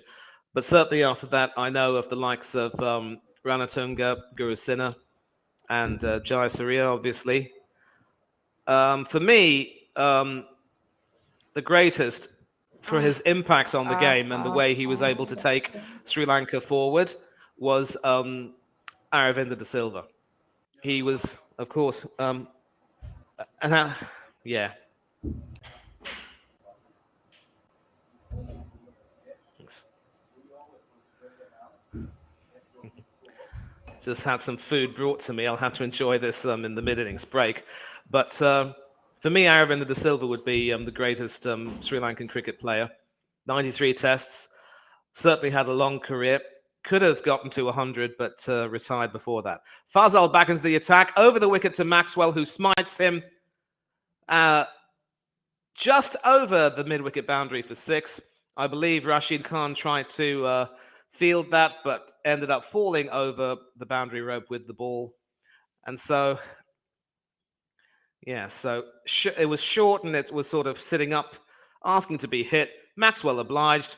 And the brilliance of that was that Khan actually caught that and tried to bring it back in. Very unfortunately, though, his attempt to throw the ball back in hit his back leg, hit his left leg rather, and sent that ball back over the boundary. But a wonderful effort there from Rashid Khan. Very, very unfortunate. Second delivery. Again, hit to the leg side, but this time to deep square leg or deep mid-wicket rather, and they only get a single. So I hope that answers your question. And yes, Murali was a fine bowler. A bit of controversy around his action at first, but that controversy had since been dispelled. But for me, I'd always rate Shane Warne to be a somewhat greater bowler because leg spin is, of course, a much more difficult art in a way. Rest in peace, Shane. And so once again, the Afghanistan bowlers are able to recover well. Third delivery sort of drifting down to the leg side of Matthew Wade. He plays that to the onside, and they avoid taking a second run. So this time around, the throwing in from the deep has been much better. Obviously, some of their throwing was a bit poor first up, but now they seem to have improved. That 6, of course, bringing up Australia's 150. And they're carrying on at a decent nick, but 8.80 will only take them to about 176. They still need a little bit more to get to 180 or 190. And of course, in order to overhaul England, they will need to bowl out Afghanistan for 130 or 140, a 50-run margin. Yeah. So at least if Australia overtake England, come on, Moses. Regardless of what happens, if Australia win, England will know what they have to do. Fourth delivery, over the wicket to the right-handed Maxwell. Fringe cut played to square leg, and they'll settle for 1.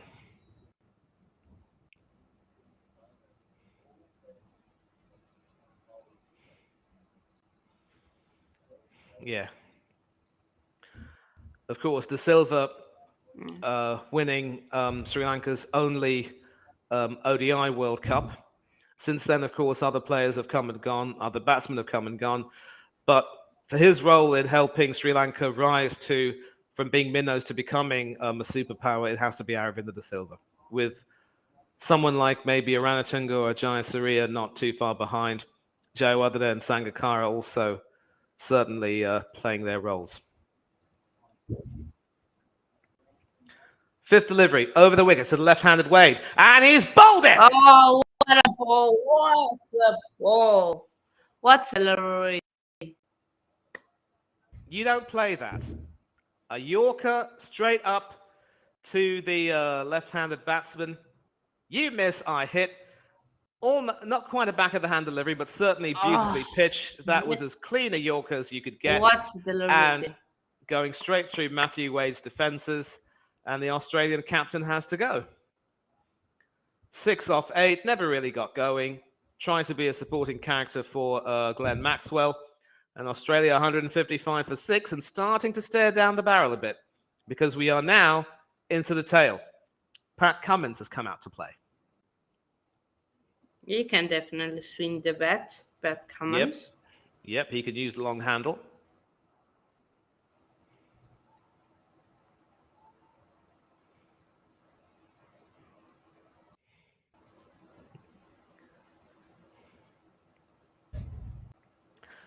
So, 2 overs left. I have to change the ticker. Oh, not yet. There's still 1 more delivery. And of course, Pat Cummins will be coming in. Yeah.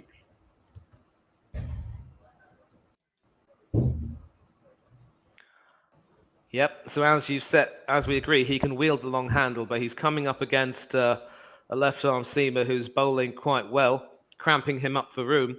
I'm not too sure he will want to swing immediately. Best of 21, but a decent strike rate of 126 in T20 internationals. He can hit. Last ball, what does he do? And an attempted guide down to third man, missed it. And Fazal has 2 for 20 off 3. Australia are now 155 for 6. So 9 runs and a wicket. Will they get to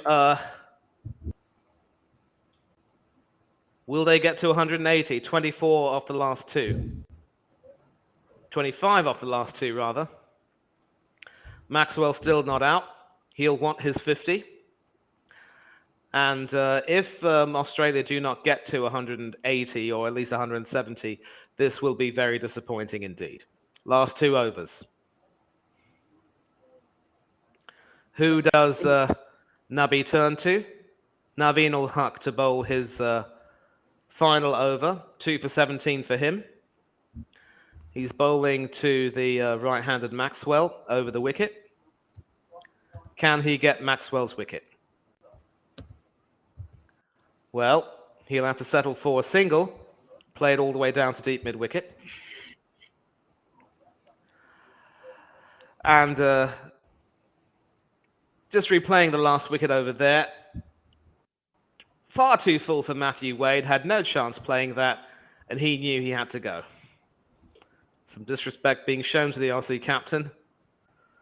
And I think Wade's thinking, we'll get you back when you come out to bat, son. And now Pat Cummins is on strike, the new batsman. Australia's Test captain, of course. We know he can wield the long handle, but how does he play these fast bowlers who were able to take the pace off the ball and also bowl it full? Second delivery. That was sitting up, asking to be hit, but there's a fielder under it, and And he counts it brilliantly. A second ball what duck for a Pat catch! Cummins.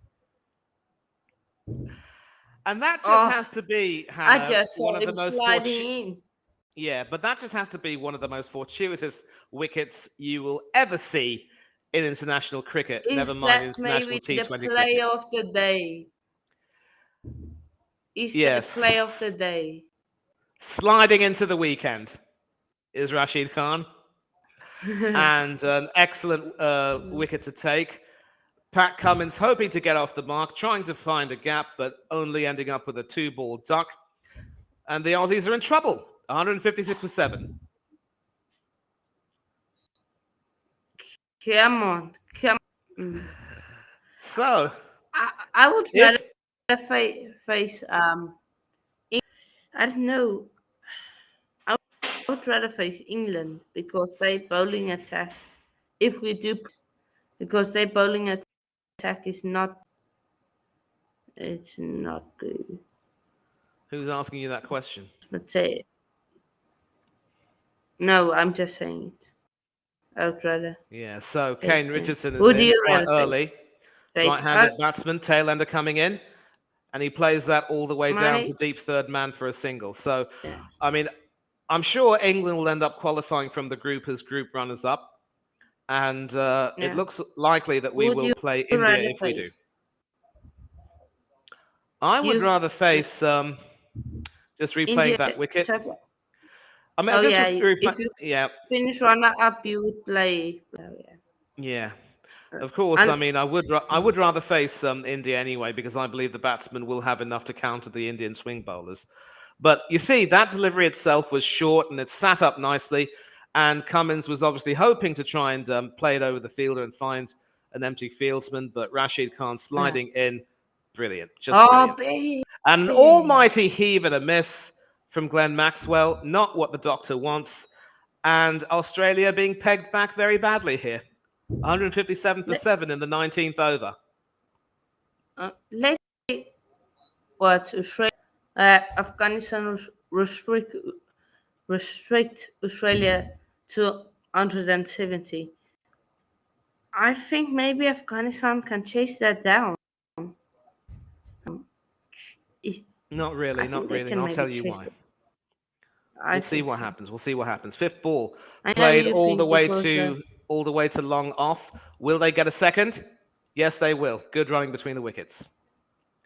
And that takes their total to 159 for 7. One ball left in the 19th over.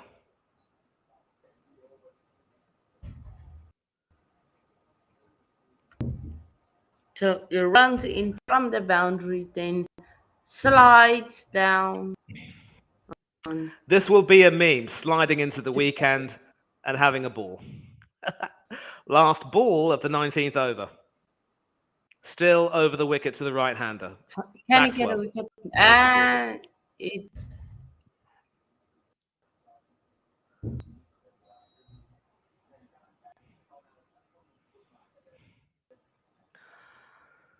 And Richardson obviously standing at the non-striker's end. He will be hoping that Maxwell gets a single because Kane Richardson will not want to face the last over. 159 for 7. What does Naveen ul Haq do? Maxwell 4 away from a 50. And once again, and it's Maxwell. some mind Mind games games being played being here. played.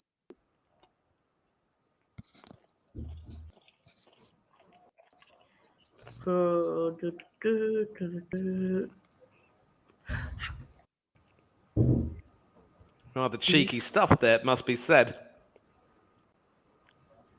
I will see.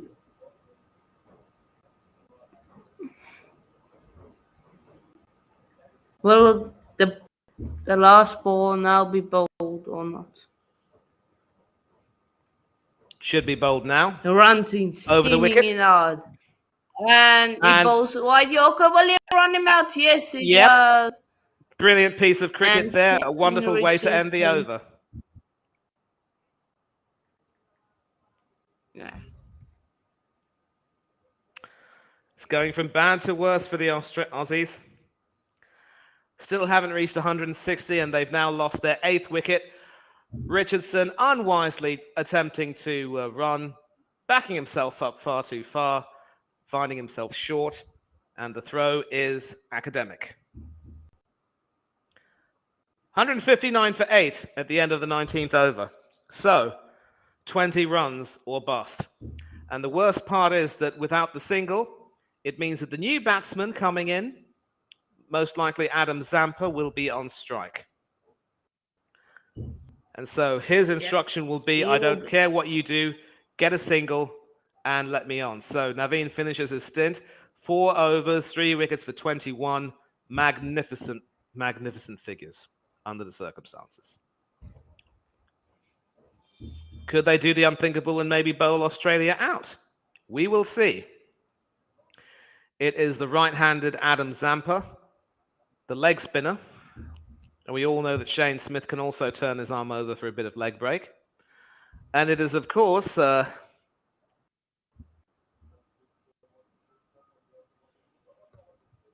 left arm seamer, Fazal Haq Faruqi, who will bowl the last over. 2 for 20 off 3, incisive, but also occasionally hit around. And it looks as though he might want to attack the off-stump line for the tail ender. Over the wicket to the right-handed Adam Zampa, who plays a fringe cut. Fringe cut, if you will, goes all the way to forward short leg.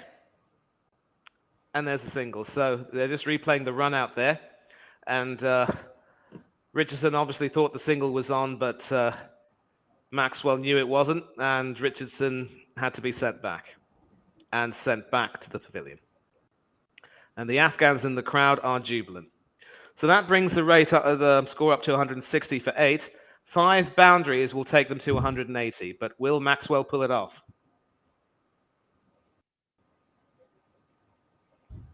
Yorker, and it's down the ground to the field. And they won't take the single or maybe the 2 runs they could have got. Oh, sorry. And you can see the glum faces in the Australian dugout. They know that they haven't done themselves justice today.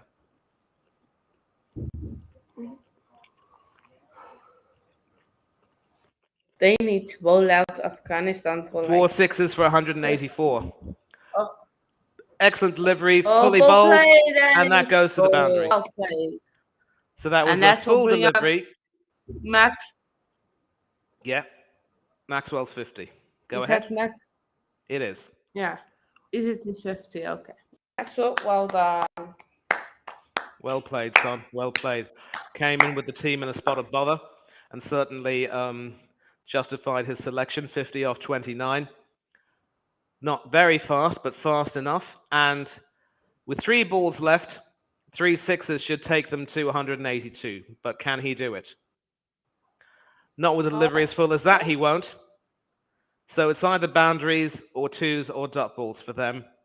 And it looks as though they will end up with a rather below par score. So Afghanistan could fancy a chase, but whether they can do that remains to be seen. The hosts and defending champions have been pegged back magnificently in these last few overs. Over the wicket from Fazal. Attempted reverse sweep and ends up missing it completely. So that is another dot ball. Are they going to review this, the Afghans? I think they're deciding against it. So 1 ball to go. And Fazal Haq Faruqi has had the measure of this so far. A single and a boundary, 3 dot balls. What does he do to Glenn Maxwell? Last ball of the... Does he play mind games? He comes steaming in. He bowls it to Yorker. Maxwell gets it away, and that's all race to the boundary for a beautiful hit and 4 run. Yeah, so they've And been able to Australia is one six end it with a bit of a eight flourish. for 8 They will after know. 20 Yeah. overs. hmm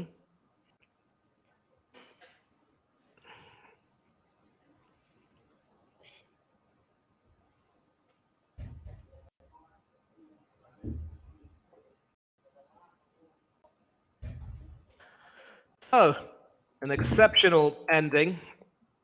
I think Australia will know that at 169, it has not been the total they would want. So, that's my call to have some lunch. I'm not sure you'd take kindly to me eating in front of you, but it is what it is. And Maxwell No, knows he's played a decent you can hand, use but something. clearly the Aussies will know that they've got to bowl really well to win this game. And anything more than 119 that they concede will not be enough to overtake England's run rate. They're going to have to depend on Sri Lanka doing them a big favour. Yeah. But man, you can eat. You can turn your camera off, and if you want, then eat. So yeah. But Yep, perfect. overall, good from Australia. 168 for 8.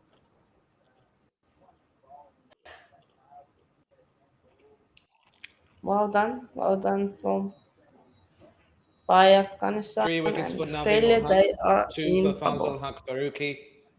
And although one or two of Yeah. their bowlers were quite expensive, they stuck to their task manfully. Only Maxwell and Mitchell Marsh doing really well. And the final overs, brilliant stuff from the Afghans, conceding only 35 runs and taking 4 wickets. So chasing will be a bit difficult under the lights, perhaps, because now the lights are on. This is, of course, a day-night game. And we're going to hear from Mitchell Marsh now.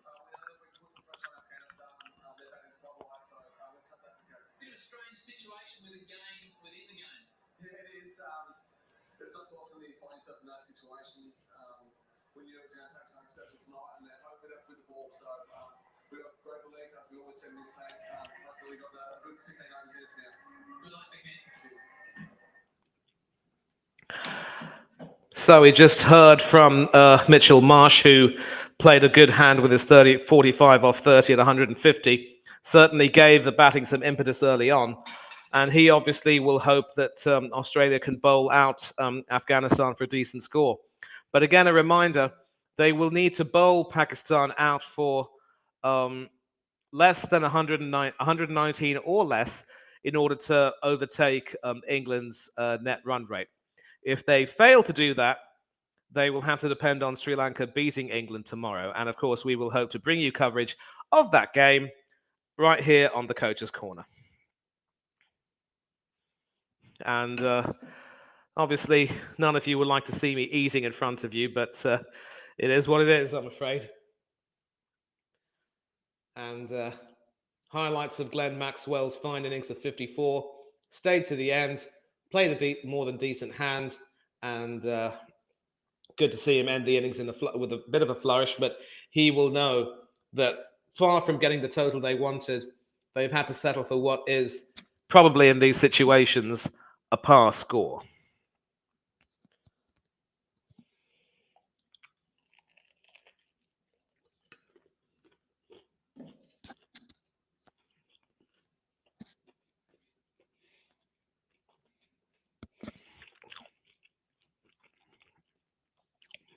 Just replaying the wickets that were taken. Some pretty injudicious shots played by the likes of David Warner and Marsh himself. At one point, they were in danger of getting bowled out. So Adam Zampa playing that single off the first ball of the final over, that ended up being effectively gold dust. And with each and every wicket, it's as if Afghanistan grew more and more confident. And they certainly fought magnificently and did really well to restrict Australia to under 170. It is a bit of a pass score. And we've just received some information that unless they bowl Afghanistan out for 106 or less, they will not be able to overtake England's net run rate. So, as it stands, Australia need to have a margin of victory of 62 runs in order to overtake England's net run rate and give them a better chance of qualifying. If they fail to overtake England's net run rate, they will be depending on Sri Lanka doing them a favour. And so it shouldn't really have had to come to this, and they will certainly look back on their opening day defeat to New Zealand as the game which really cost them. From Aaron Finch winning the toss and opting to field first, getting smacked for an even 200 and falling to 111 all out. Everything that could possibly go wrong that day did go wrong for them, and certainly having their match against England getting washed out was not helpful in any way. Afghanistan have fought quite well. Certainly in patches they played some good cricket, but inconsistencies have shown. Certainly when it came to their fielding and being able to bowl in the right line. And they started off straying a bit down the leg side, but they improved their line bowling. Good sense from Mohammad Nabi not to give himself another over after he was hit around. And certainly some good stuff from Afghanistan. Anyone else in the chat? No, I'm afraid not. So I'll be speaking to you continually while I'm enjoying my lunch, if you will.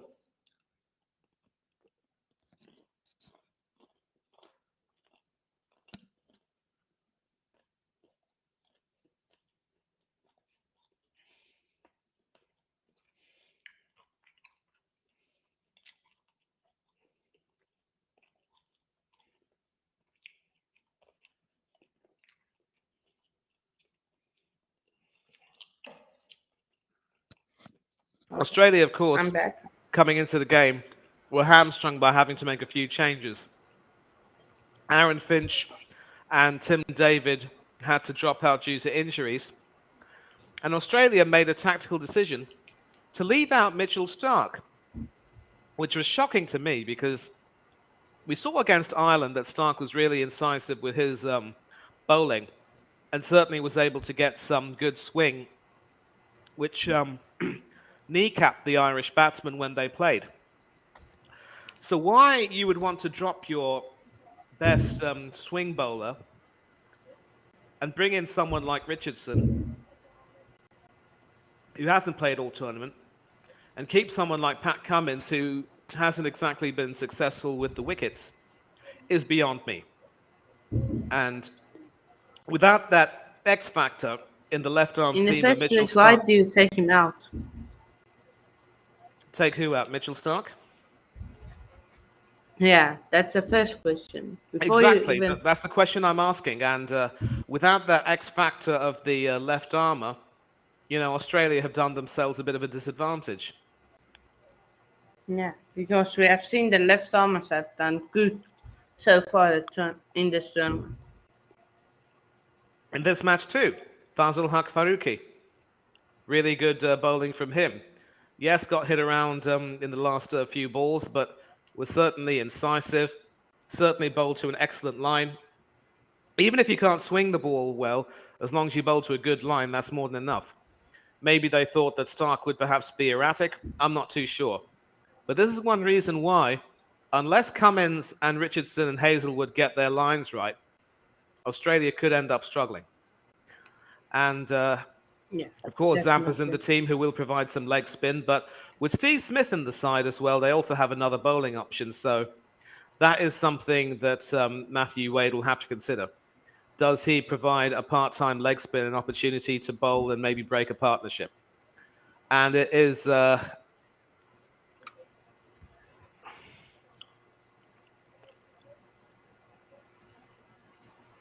the Afghans are coming out to bat. It will be Come on, Afghanistan. yeah, it will be Usman Ghani and yeah, it will be Usman Ghani coming out to bat along with Rahmanullah Gurbaz, the wicketkeeper. So Okay, so what what does Australia need to do to they get need to bowl. um They need to bowl Australia, Afghanistan out for 106 or less in order to overhaul England's net run rate. okay. Anything more So than I think they 106, would like to do. I think they without want to Mitchell, bowl them out maybe in 60. yeah, but without Mitchell Stark, they've handicapped themselves. We take a look at Gurbaz's T20 international career: 5 half centuries, a best of 87, 6 scores of 30 and above, 866 runs, certainly a dangerous batsman. And Usman Ghani with 4 50s himself, 3 scores of 30 and above, a best of 73. And he will certainly have a bit of a role to play as an opener. And they will be opening with Josh Hazlewood, the right arm fast bowler, fast medium rather, setting his field with the help of his captain Wade. Best of 4 for 12 for him in his career. 56 wickets, no 5s as of yet. And of course, without Stark, they will be in trouble. So England are still sitting pretty in second place. New Zealand, of course, have already qualified and they've maintained a net run rate of above 2. So it'll be down to England, Australia, and Sri Lanka to have the final say in Group 1. 8, 7, 6, 5, 4, 3, 2, 1. And we have liftoff once again. Joshua Hazlewood over the wicket to the right-handed Rahmanullah Gurbaz, who plays that into the ground, goes straight to the point fielder, and it's a dot ball.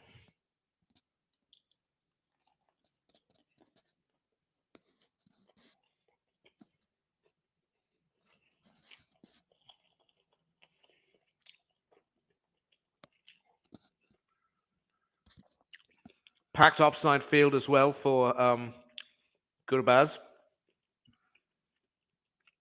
Rahmanullah Gurbaz, that is. Second delivery from Hazlewood over the wicket. Let's start this.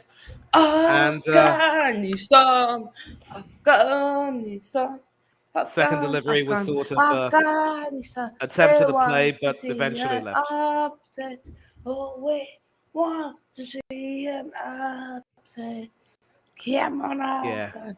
So no edge forthcoming, of course, Come from on, that Afghan. delivery. Gurbaz And people caught in cope 2 minds, over but clearly a tips. huge gap between the bat and ball. No edge, no run, no wicket, no problem. Third delivery over the wicket. And comes down the track, but doesn't get to the pitch of the ball. Allows that to go straight through to the wicketkeeper. And it's another dot ball. We're one like.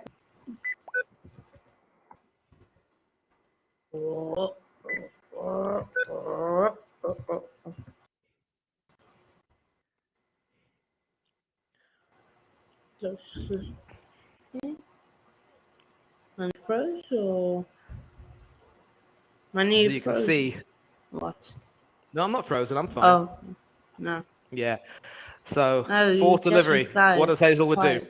And that is played over the field, and that should go all the way for 4. a sort of a sliced shot which finds its way over the field, and that goes all the way to the point boundary. Afghanistan off the mark. Of course, had there been a deep fielder, there would certainly have been a wicket. And you can see trying to play that, getting an edge, but yep, all the way to the deep point boundary. No fielder over there. No one's going to get that. 4 runs for Rahmanullah Gurbaz. 2 balls left. And I'm sure the England batsmen, the England team, will be cheering on every run that Afghanistan score, because they know if Afghanistan post a total of above 106, that makes their job all the easier. Beat Sri Lanka, and they're home and dry. Once again, a packed offside field, but all those fielders currently inside the 30-yard circle. So, in theory, all the right-handed batsmen will have to do is just get it over the field. And they're up and away. Last ball of the over. Oh, big six. That's gone big into the second tier. Huge shot. 10 runs off that over. Let me move. And I'm sure they will replay that shot again. Hold it up. And It's just a massive 6. It's a massive one. All the way to the deep mid-wicket boundary. That was a biggie. An absolute biggie. Smoked all the way into the second tier. And Rahmanullah is up and away. 10 runs off 6 balls. 2 right-handed batsmen. Not the best start at all for Josh Hazlewood. Drifting a little bit down the leg perhaps. Maybe not necessarily a bad delivery, but Rahmanullah got to that brilliantly. Pepsi in the poll. Who voted Pepsi in the poll I put out? Who voted Pepsi in the poll? Which poll? I didn't see any poll. Who voted Pepsi? I didn't see any poll. I didn't see any poll, son. No, I put a poll in the chat. Coke or Pepsi? Somebody voted Pepsi. Who?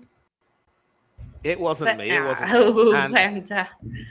Already we see Pat Cummins into the attack now. That is a 95-meter 6. Quite big, and into the second tier. And did he not love that? He absolutely enjoyed it. And all Matthew Wade can do is just watch that sail over. If looks could tell a story. Pat Cummins into the attack. The first ball was a dot ball. Over the wicket to the right-handed Usman Ghani. People, you're messing with me. 2 votes for Pepsi. And a single there. And that is kicked on. It's kicked onto the wicket, but I'm pretty certain the batsman will be safe. I saw the batsman coming in. Beautiful football. If he's out, that's beautiful football. Yeah, maybe he can join the Socceroos for the World Cup and be one of their co-trainers. Chris Welch is in the tap. Big up, mate. I'm sure you are watching this with interest. Just a reminder, Afghanistan have got to surpass a total of 106 to ensure that England could be home and dry. Decision pending. Looking at that, and it looks as though Gurbaz is safe. And I think Cummins' reaction told the story. Wasn't really intent to celebrate that. Excellent cricket from the wicketkeeper who grounded his bat very well. And Gurbaz will be safe, not out. And so that brings Gurbaz on strike to Cummins. So it will be interesting to see if...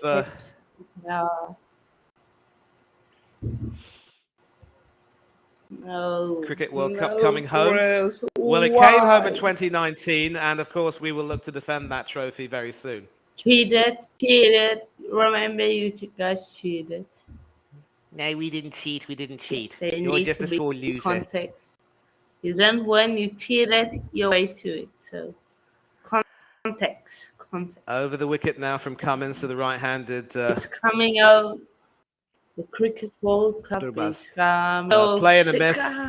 The World Cup is coming. Big up, Chris. Big up yourself. Chris. Don't know. I think it might be working tonight. If not, can you potentially join the a stream of mine at 6 p.m.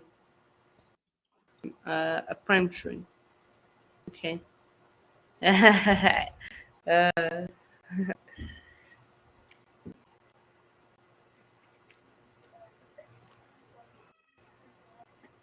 this looks serious because uh, Rahmanullah Gurbaz has signaled for the physio to come on. Some issues two, with his shoulder. So this doesn't look good.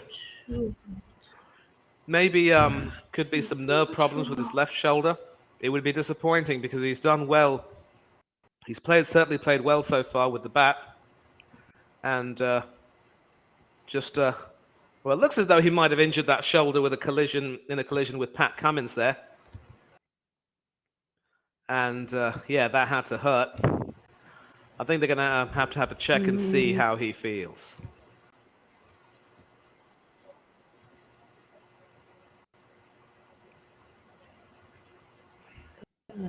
I'm back. Please. Afghanistan have better batsmen than South Africa. No, Wolf, I'm sorry. No. No. Move. Oh, stop capping. Stop capping. I can't wait to face England in the semi-final. Then we smash you. We will smash you. Make sure to tune into that stream, people. Make sure we will smash those England cheats. And we will get revenge for the mighty Black Caps. You'll do nothing of the sort. You will do nothing of the sort. Beat New Zealand. And it looks as though Gurbaz is fine. Smited back down the ground. That won't get to the boundary, but they could run for 3 if they want to. And they decide... Actually, they do want to run for 3. Excellent running between the wickets there. 14 for naught off 1.4 overs. And it looks as though his shoulder's doing just fine. Thank you very much indeed.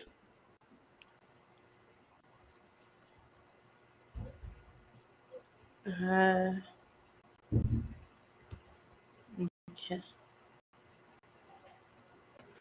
Once again, talking about the umpires, Alim Dar and...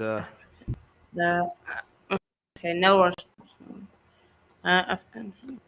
England will massacre South Africa. It will be so deadly you will remember the loss. Okay, Josh Butler will make you remember. No. 5th ball of the over, dot ball. He's still he will get the duck in that game. He will get the duck. Trust me.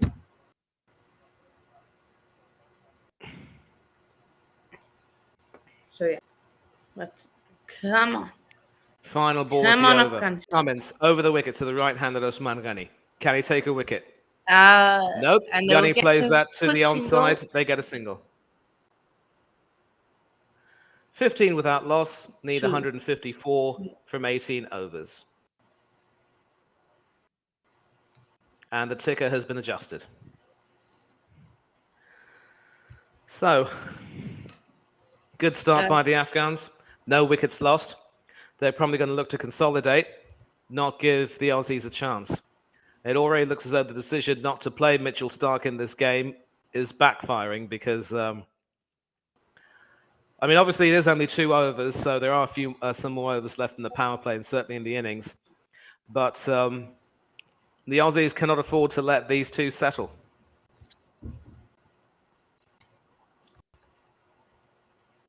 Okay. Manny, I think I brought the wrong ticker. Just add the spot ticker you have. Okay. No, is it the right ticker? I mean, obviously you wanted. I've got the score up here. This is the right one. Mm-hmm. Oh, but I brought up the wrong one. Yep, everyone 10 likes. Big up yourselves for that. No, that's the right one. Just showing some highlights from Naveen ul Haq's bowling. That sliding catch from Rashid Khan will definitely be a meme. Sliding into the weekend. Beautiful. Yeah. Hazelwood now, over the wicket to the right hand of Usman Ghani. Empire! Ghani is now on But strike. Obviously, he'll be eager to get off strike so that Gurbaaz can take a bit more of the strike. And obviously, England will be hoping for Afghanistan to put up a really good score here.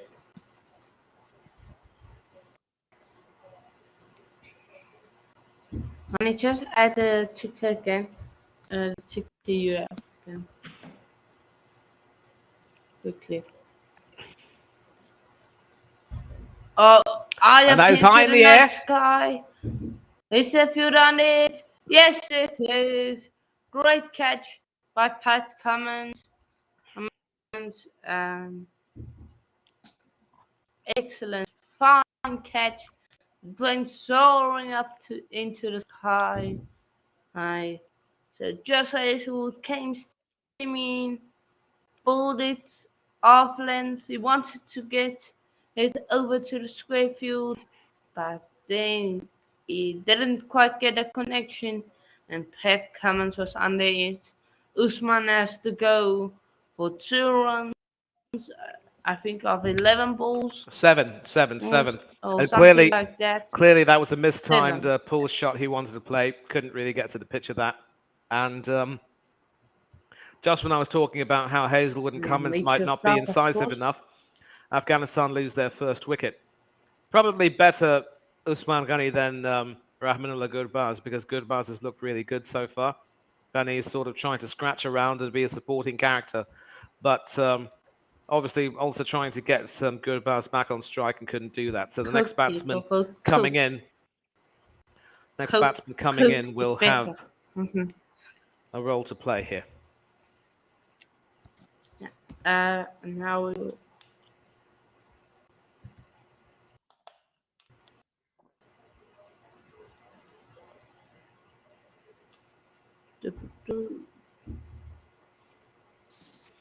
Ibrahim Zadran, Yeah, one. best of 64. Just Middle order battery player. so shot. Oh, his name is Josh, but no swing left or right. He just swings. Josh Butler over Tender Bavuma any day. Yeah, facts. Over Clinton de Kock as well. I didn't disagree about that. Tell me about And much. Ibrahim plays that first ball all the way to I don't rate him at all, fine leg to be honest. for a single. Bringing Gurbaz back on strike. Kane Richardson, the fielder. Sort of got the bat under that. He knew that he didn't time it well enough, and it was only a matter of time before the catch was taken. And Cummins doing some excellent work to take that. Cummins, in fact, might succeed Aaron Finch as T20 captain when Aaron Finch retires.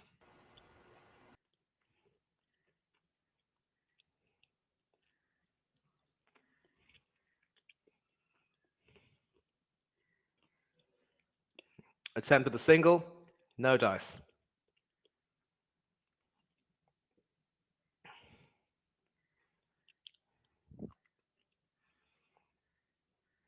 So, the Aussies are at least marginally on top right now. Hazelwood has his wicket.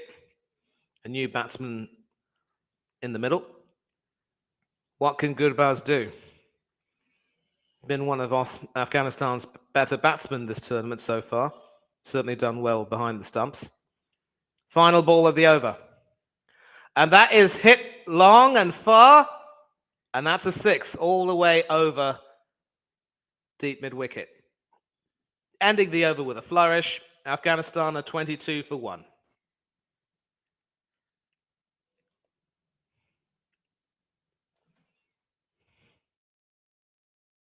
Need 147 now. 17 overs.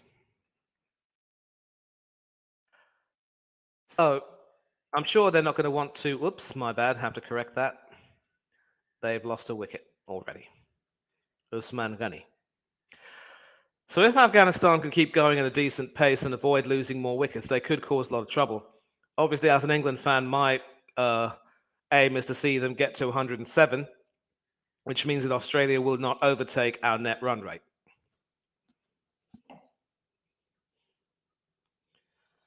And then, could they pull off a win? It remains to be seen. Pat Cummins back into the attack. What will the seamers do? Over the wicket from Cummins to the right-handed Ibrahim Zadran. Played all the way to cover, short cover for a dot ball. Just replaying the six that ended the over. Gurbaz able to get to the pitch of that and time that and hit that beautifully. And of course, we're still in the power play, so taking advantage of the field restrictions there. 71 meters, nowhere near as big as his last one, but still a six nonetheless. And the Afghanistan fans are in raptures. Second ball, an attempted play and a miss from Ibrahim, going straight through to the wicketkeeper, Matthew Wade.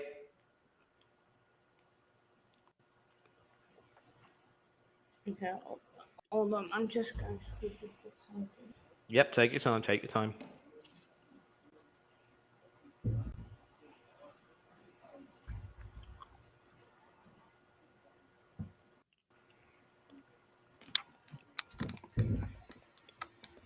Third delivery, over the wicket. And wisely left alone, and that will be the lone bouncer allowed for the over. And that is, of course, signalled accordingly by the umpire, Langton Rusere from Zimbabwe.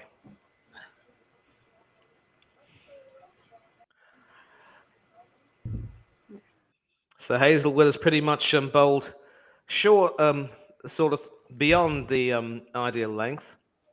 Trying to bowl a little bit full at a decent length, but not really getting that much in terms of joy. Yourself. How? Welcome. Yeah, Australia. Fourth ball. Scene, and that is expertly played. And well fielded there. Yep. Mid-off doing its job, preventing a possible double by restricting it to a single. It was never going to go to the boundary. And David Warner there doing some excellent work.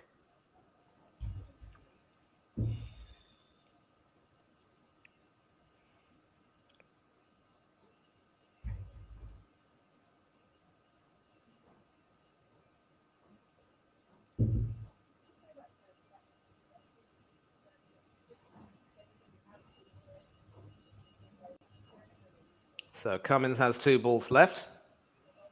Afghanistan chugging along. Goes down the track, does good buzz, and ends up making a fringe cut all the way to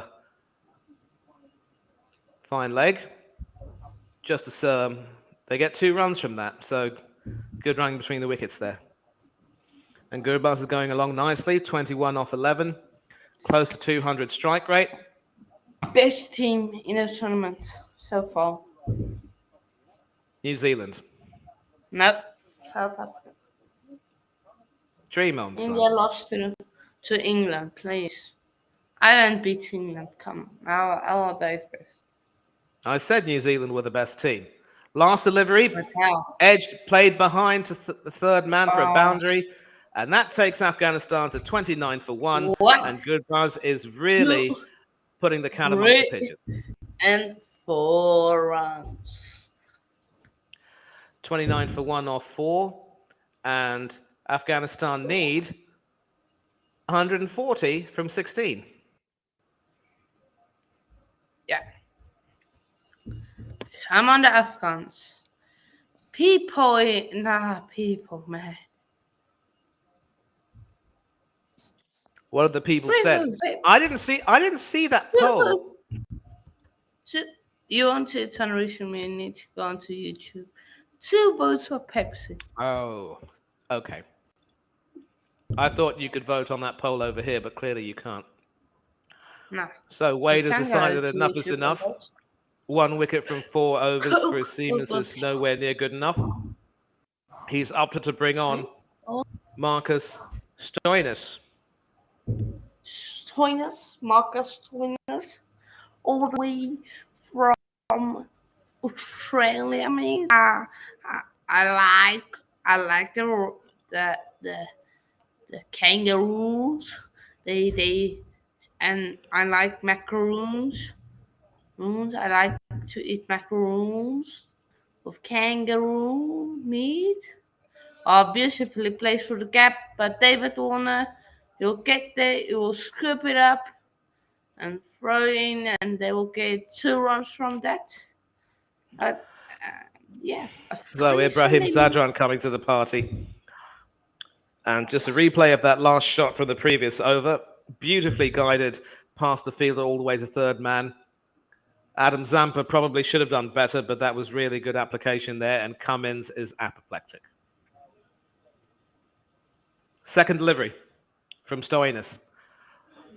Medium pacer is Stoinis, and they settle for a single, which brings Goodbars back on strike.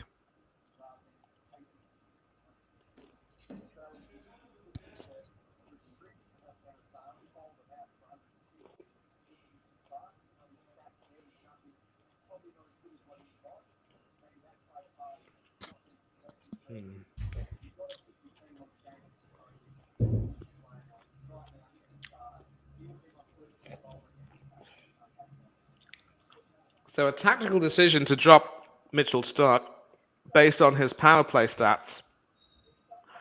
But he is a really good bowler to bring on as first change.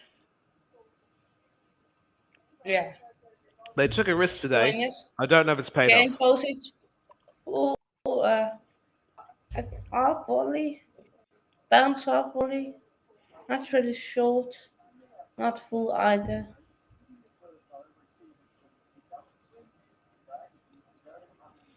Yeah.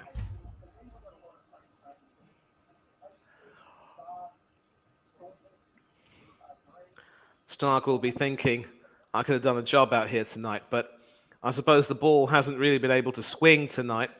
Been difficult to find any sort of movement.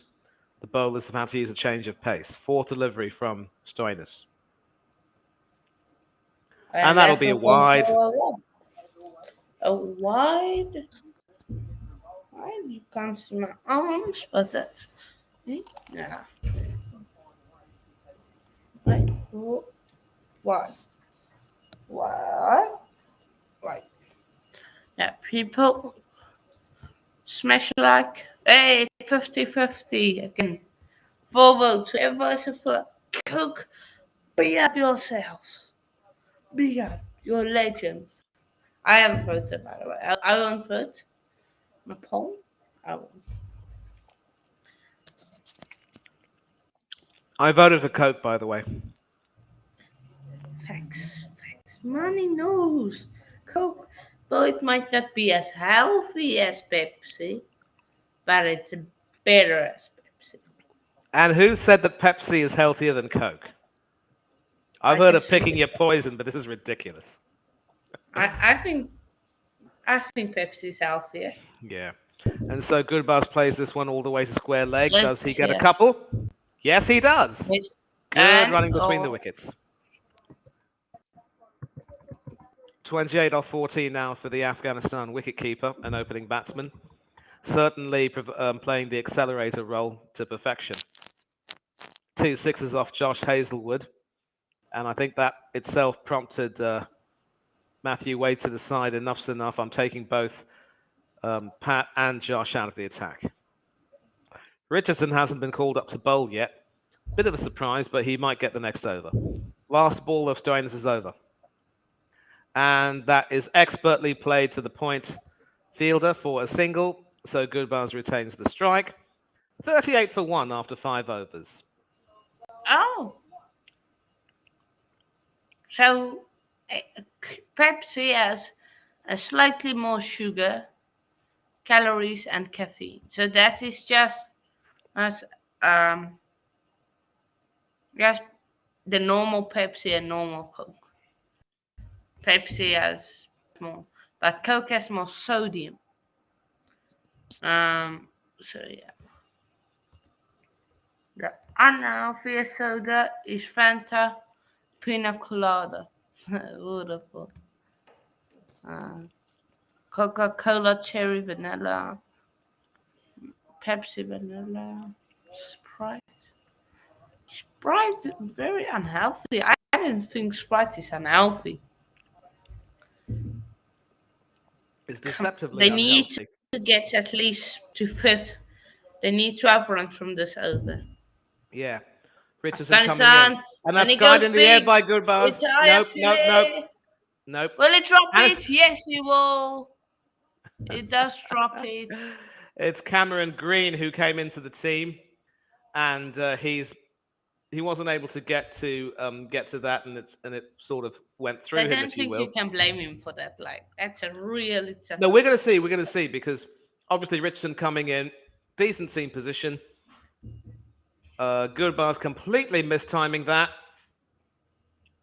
and it was he just couldn't get his wrap his arms around that. He couldn't get his hands to that. So a life for Gurban's Ramanullah.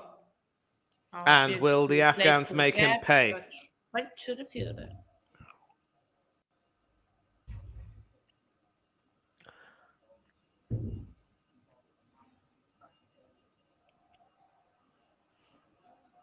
High in the air, had catch me written all over that, and Green couldn't oblige. He just didn't really time his catch well enough, you see. And he was stationed over there deep mid wicket, and you could see how relieved he was. And Gurbaz does indeed not make them pay. And it's out. Yep. Wicket for Richardson, of course, in the place of Mitchell Stark. He gets a wicket. He bags a wicket of Gurbaz. Gurbaz. As, yeah. Try to mistime the. It seems like the slow balls are working for Australia. So yeah.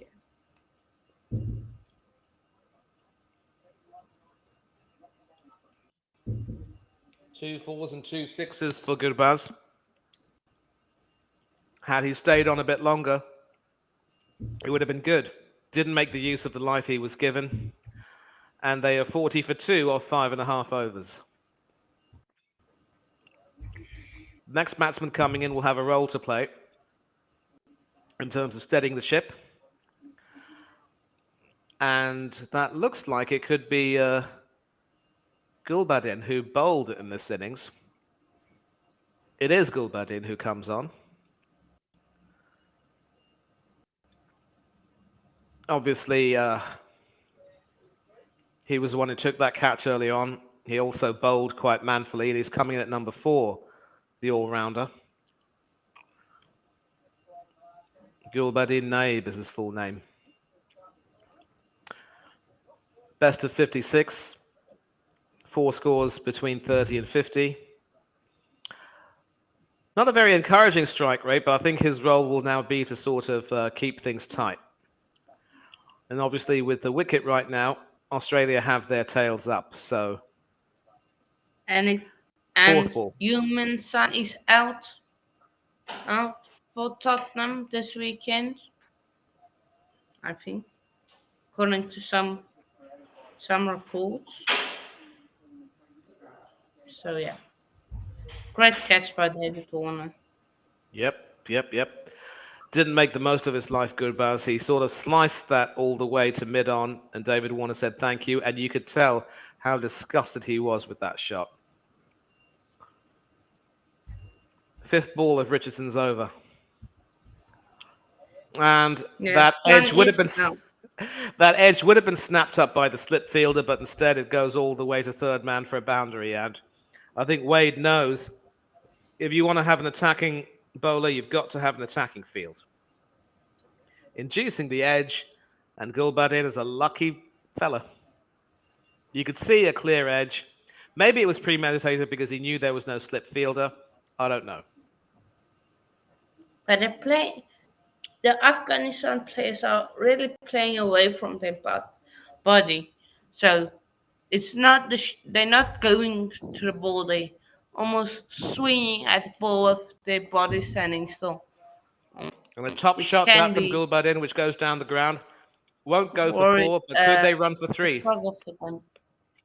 Three? Yeah, three. Great ending to And the over. yeah, they 47 get for nine 2. runs from that over. Well done. They're in a good position to chase this target down, Afghanistan. And and I've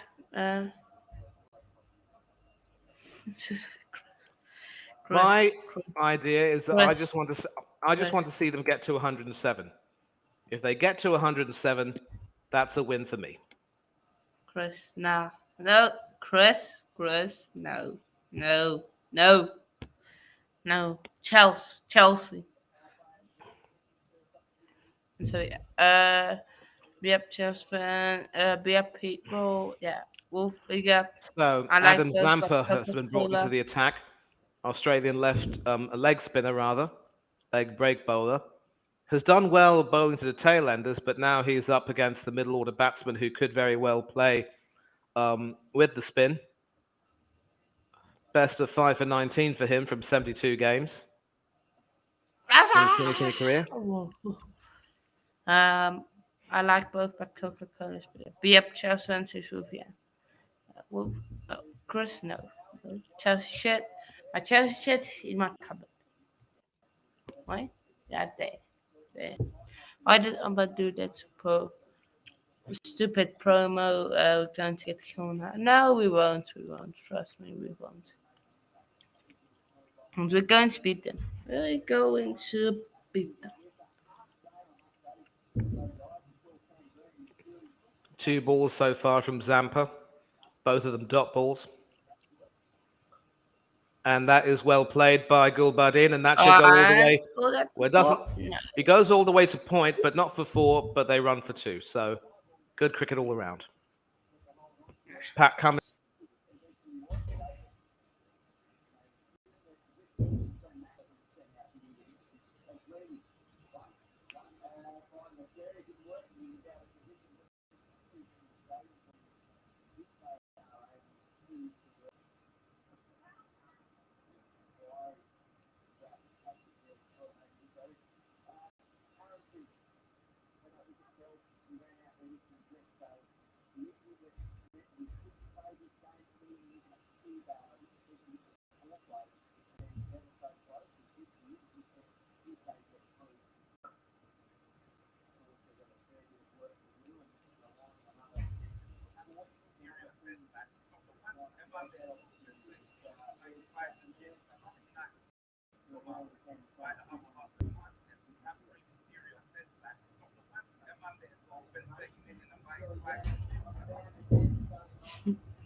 Nah, wait. Where's my gun? Don't worry.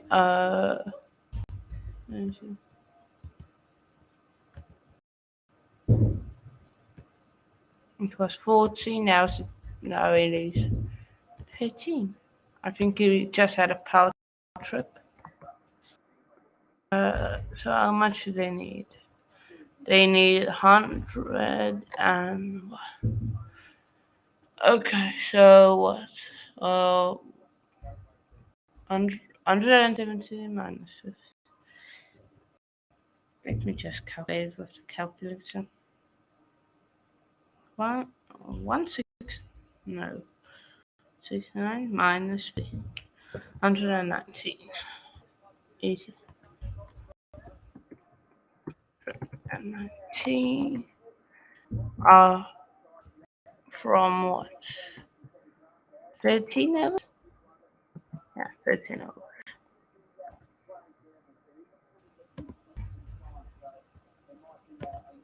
Oh yeah. Yeah.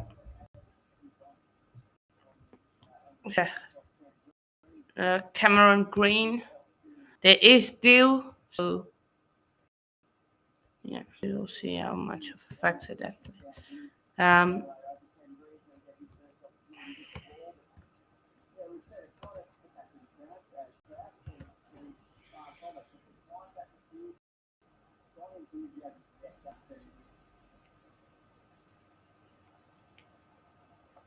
Catch it or straight to the fielder.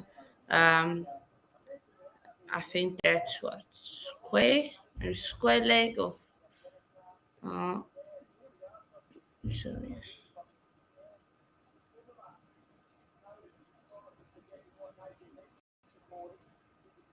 wait. Mm, Now,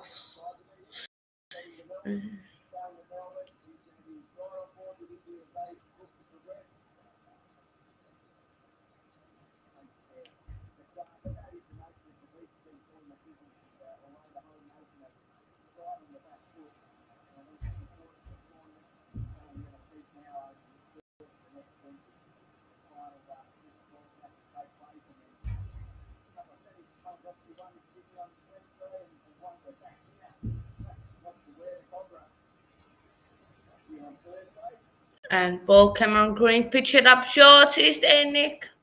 No, there isn't. Went straight through the batsman. And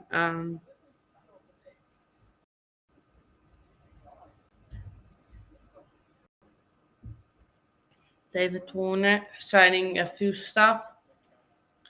And the Afghanistan fans, they are happy. Now, let's remember all, if Afghanistan win this and England lose, Afghanistan go through. So Afghanistan would hope that Sri Lanka can do something against England and win. So let's just keep that in the back of. No, sorry, no. Oh, I got it the wrong way around. If Afghanistan win and Sri Lanka win, Sri Lanka go through, not Afghanistan. Or try to play the scoop shot. Not and he misses it. He didn't get any nick on that. And so yeah. Yeah. Where do you all think? Mhm.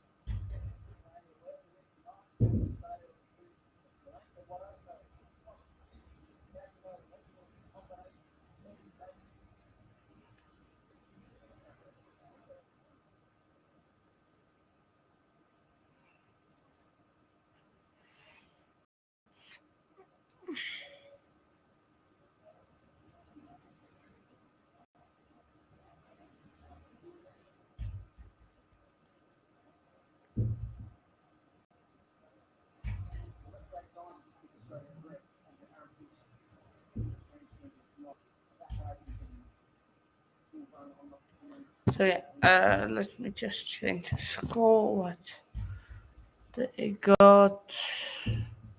Few runs. Okay. 251. Did I get one run from that over?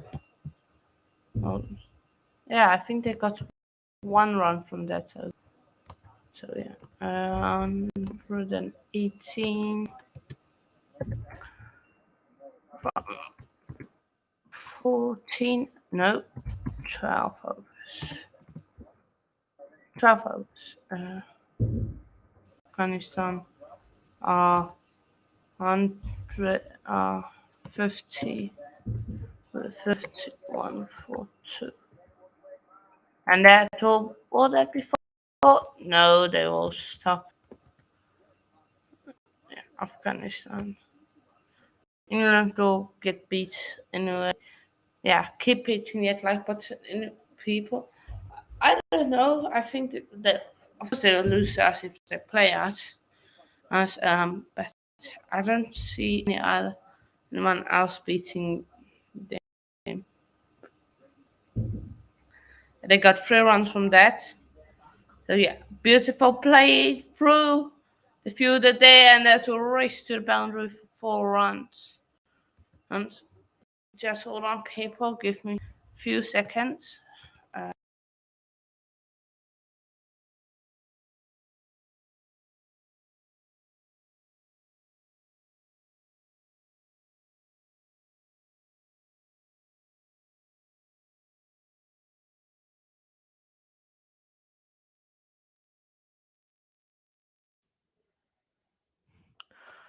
Yeah, I do apologize for that. What happened was that without a stabilizer, I do get shut out of my PC whenever there's a sudden uh, crash in power, a trip rather. So, um, yeah, so now I'm back. I'm here. I do apologize for that. And Afghanistan are going along very nicely. They've decided to attack the leg spinner Adam Zampa. 2 balls left in his over, and Ibrahim just doesn't quite get to the pitch of that. That's a dot ball, but already 9 runs from this Zampa over. So Australia looking in really good shape at the moment. And of course, once this is done, we will see how well they do. 60 for 2 off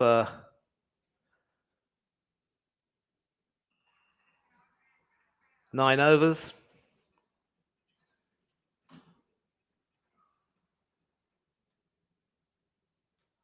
Afghanistan need 109. Yeah, I need to make sure I get a stabilizer for my PC, so we are still alive right now, I think. And yep, we are still live, but for some reason, no sign of the chat so far. And still have all of the tickers available, which is a bit of a surprise. Might have to access the chat a little bit later, so I do apologize for that thing which happened. And like I said, I'm going to have to make sure I get a stabilizer for my PC. But Australia going along well. Cameron Green back into the attack. Went for a single off his first over. And this is the sort of bowling that will suit England just fine as long as Afghanistan don't play any risky shots. Gulbadin's playing quite well so far for his 17 off 13. And if he gets into a groove, he could very well take things away from Australia with regard to overhauling the net run rate. So, Hanno, I'm back. I'm really sorry about that. Yeah, no, my laptop died, and I'm just trying to go onto my dad's laptop. Yeah, And and that's a big 6-4 for Afghanistan. And yep, yeah, like I pointed out where you were like, if Afghanistan wins this and Sri Lanka beats England tomorrow, Sri Lanka go through to the semi-final. So Afghanistan are helping out Sri Lanka doing Mission Impossible. to be honest, they're helping England more. 66 for 2, 41 more runs. Excellent direct hit that might they actually end up conceding an overthrow too. So this disease of overthrows from direct hits has now started to affect the Australians. All happening out there. All happening out there. It's been sent to the third umpire. I think they've appealed the run out, possibly. And the batsman safe. And that is how you ground your bat. You've got to make sure your bat's along the ground when you dive, has to go past the crease. If you are beyond the crease but your bat's in the air, you are out. Your bat has got to be grounded. And that is some good work there from Afghanistan. Terrific cricket all around. So a single from that ball because there was an overthrow. And that means Ibrahim Zadran is back on strike. So I think Gulbadin will probably look to farm as much of the strike as possible. And 40 more runs from here will definitely suit England just fine. Yeah. You can't say they're helping out. I think they're helping out both teams. If you look at it. Goes without saying they're helping out both teams. Goes without saying. Well, and that is played. Gone for They'll go. a 4. I think that's gone for 4. Yeah, Will that's that be 4. signal a 4? Well, Yeah, clearly Zampa isn't happy, so I think that might That's have just laptop. gone for So four. yeah, uh, we should be back in 2 seconds. Just going to take a replay of that. Obviously, tried to, it went under him, and yes, that hit the rope, so that is indeed four. Well spotted. Well spotted.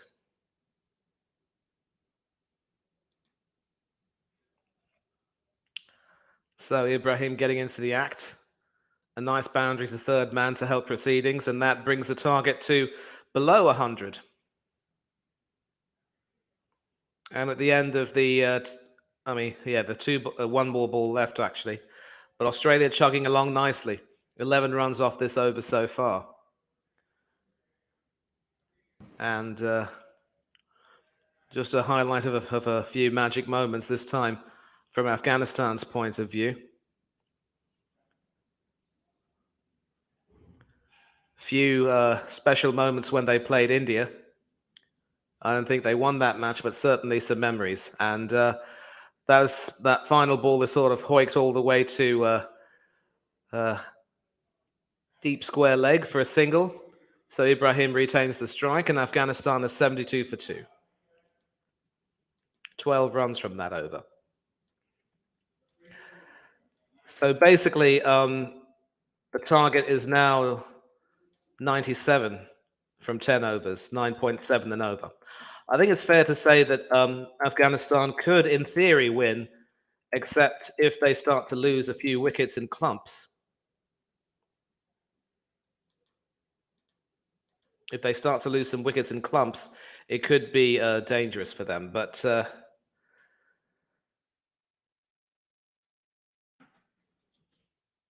I think they're, of course, as an England fan, I'm quite happy because it now means that, England's task is a lot more easier. They don't have to worry about a specific target. Remember, if Afghanistan get to 107, England just beat Sri Lanka and they'll be home and dry. Of course, Sri Lanka themselves will have to beat England and they'll be home and dry. Actually, they wouldn't be home and dry because if Australia win, obviously, they will look for Sri Lanka to beat England. And nobody wants to have to Come on, depend on favours. Sri Lanka, Sri Lanka, Sri Lanka, Sri Lanka, No Sri chance. Lanka, Sri No chance. No Lanka. chance. I know you're programmed to dislike England, Hanno, but here's the thing: we've made a comeback and we're coming for the big prize. I mean, obviously, reaching the semi-finals, given the start we had, is a good accomplishment in itself.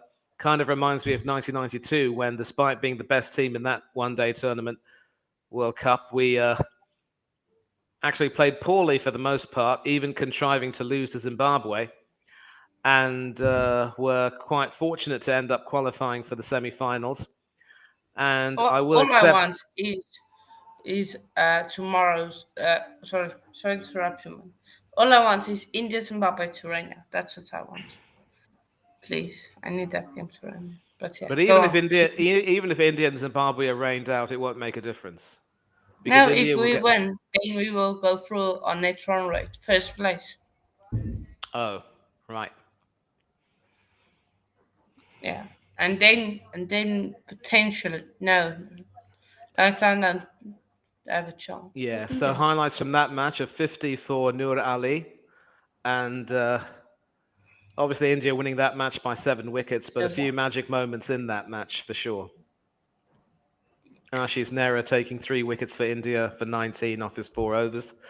That was in May 2010 in Gross Islet. I So just 97 off 60 balls. I mean, it's difficult, but not impossible, let's just say. yeah, they will get it. Trust me. They just need someone to Zampa hit the back into the ball, attack. and that will be played through the gap for a single. Yep, just a single all the way to point. Pat Cummins doing the fielding. So I think Afghanistan looking to play very sensibly indeed. This is responsible batting from Gulbadin, who's led the way so far. Mohammad Nabi, of course, hasn't padded up yet, but he might fancy his chances coming in a bit later. Second ball from Yeah, Zampa over the wicket to the right-handed Gulbadin, who plays that to the onside. Man there at forward short leg, fields it for a single.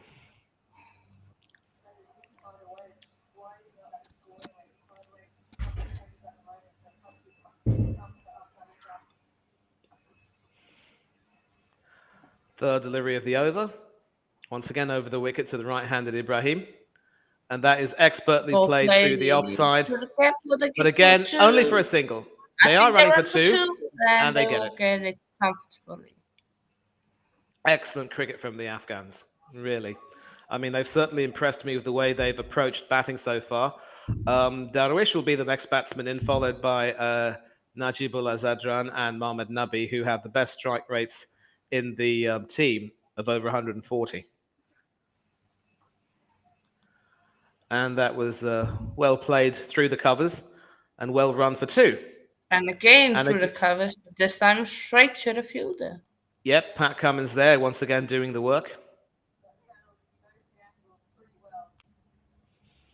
And smiles on the faces of Rashid Khan, who knows he did a brilliant job today in the field and with the ball. Two balls left in this over. What does Adam Zampa do? He's conceded 5 runs already over the wicket once again. And that is played down the ground to long on, who should actually, they are running for two. The throw is a bit wayward. So excellent stuff from Gulbadin and Afghanistan. And they are now on 79 for two with 1 ball to go. So every run they score will be music to my ears as an England fan, obviously. I think Gulbadin might be cautioned for running on the wicket there, so he'll have to be very Come careful. on, Australia. It's for my friend in Australia. Uh, rather not, rather not, rather not. Oh, And chance dot here. ball of the last ball, 79 for two. So And 90 good runs off 9 goodness. overs, Well, 10 and over exactly. 7 runs from that side, and now they need 10. It's not difficult. I reckon they will do it. Come on. They're neck and neck. As the commentators are saying, they level. They really are. What do you mean they're level? Like on the graph they're showing, it's neck and neck. Uh,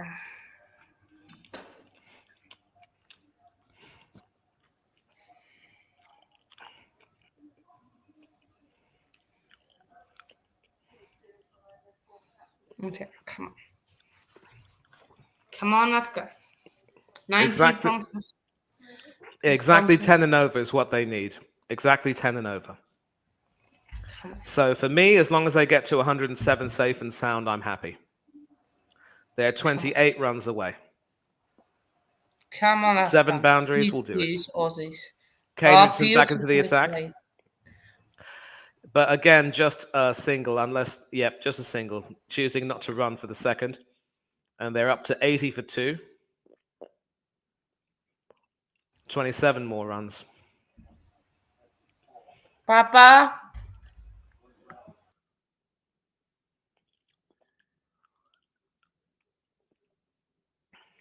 Mm-hmm.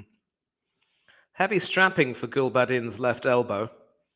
Wonder if that's due to some injury he might have sustained early on in the tournament. Second delivery from Kane Richardson, brought back into the attack. Looks as though Matthew Wade might be saving Cummins and Hazelwood for the end. Remains to be seen. Second delivery over the wicket. Swing and a miss from Gulbadin. Dot ball. Come on. They need to get these runs. They need. The thing is, Australia have played so. They fielded so well. Wow. So they running between the wickets. They need to do good. Right, so third delivery. And that should be called a wide. And it is. 81 for two now. They need 88 more runs. 26 more to get to that magic figure of 107, which means that they will not overhaul or equal England's run rate.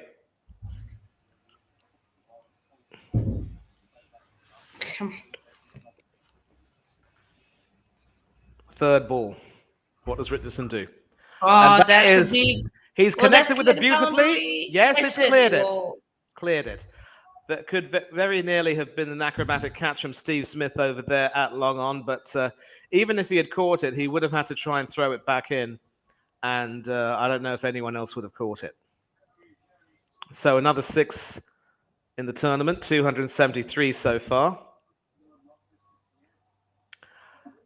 Getting to the pitch of that beautifully, almost cross-batted, but certainly connected very well with a lot of heft. 82 meters, and that would have been an awesome catch, but the momentum would have taken him over the boundary, so he would have had to throw the ball back in. And that is edged Oh, over where the slip fielder would be. And these runs are going to hurt Australia very badly because yeah. every And boundary will Australia's take, tournament yeah, every is so boundary will, close to being over. yeah, every boundary they score will take Afghanistan closer to the required target they need to ensure that Australia cannot overhaul the England run rate. And that's, of course, brought up the 50 partnership between these two. An excellent partnership under the circumstances of 51 not out. And again, it's a question of field awareness, and they've managed to find that their placings beautifully. Well played on the offside. Oh, That that's should be only a beautiful shot. single. Um, But it is just a single, but that's a beautiful shot.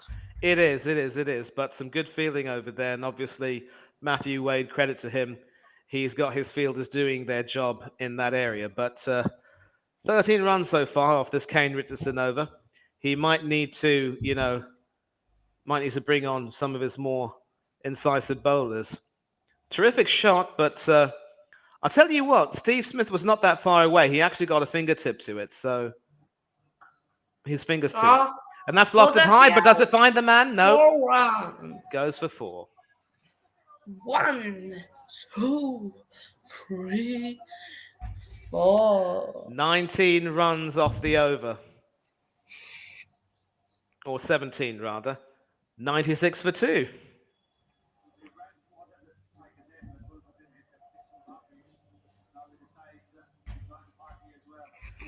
And so they need 73 runs from 48 balls.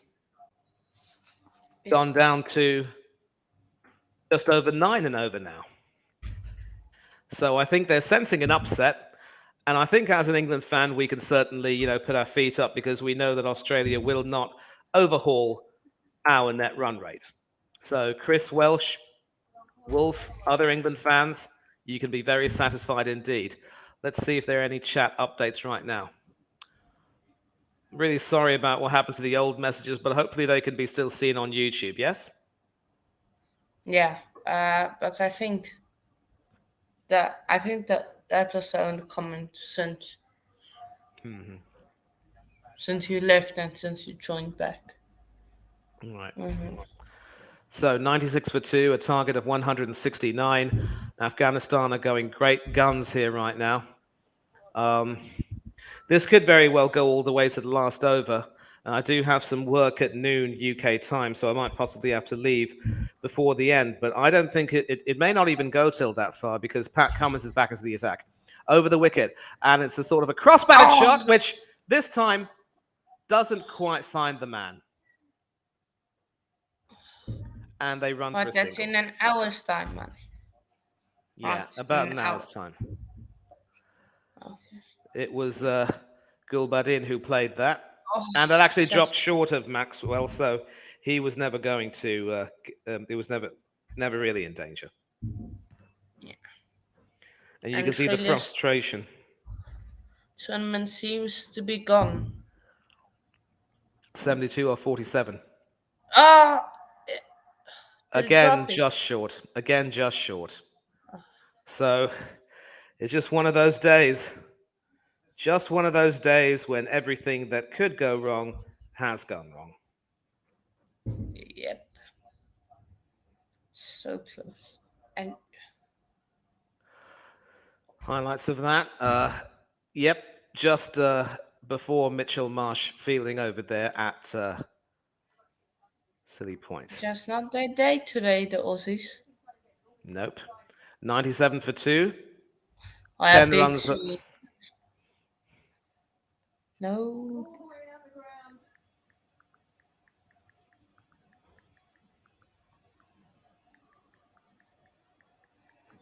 Play of the day. Um, if Play of the this day. helps out, I'm happy. Sorry, Australia. No. Yeah, this does help Australia and Sri Lanka. Yeah, just to be clear, Chelsea fan, Afghanistan need to get to 107. And an Uh-huh. attempted, sweep over third man, Ibrahim Zadra not getting to that. Gulbadin has played beautifully for his 39 off 23. So, amazingly enough, Afghanistan still might have some designs on possibly winning, but they might need to really up the tempo a bit. But they have played magnificently so far in this game, considering that they were expected to be beaten quite handily, and Australia will not be happy with the way they've played.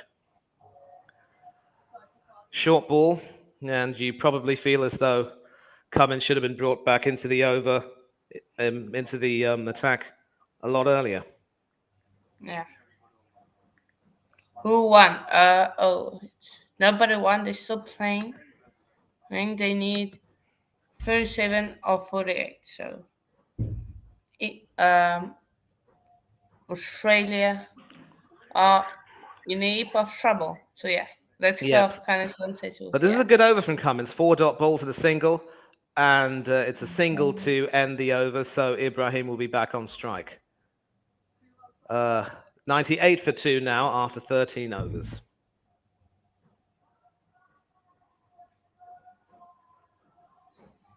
Yeah. Let's go Afghanistan. Yeah. Yeah. Let's go Afghanistan. And now they bring Adam Zampa back into the attack. Of course. Adam Zampa's bowled reasonably well, but whenever the batsmen have picked the line, he's been hit for runs. So, again, a lot will weigh on how well Gulbadin and Ibrahim will play. And of course, Darwish, Najibullah, and Mohammad Nabi are still to come. They can also give it a good whack.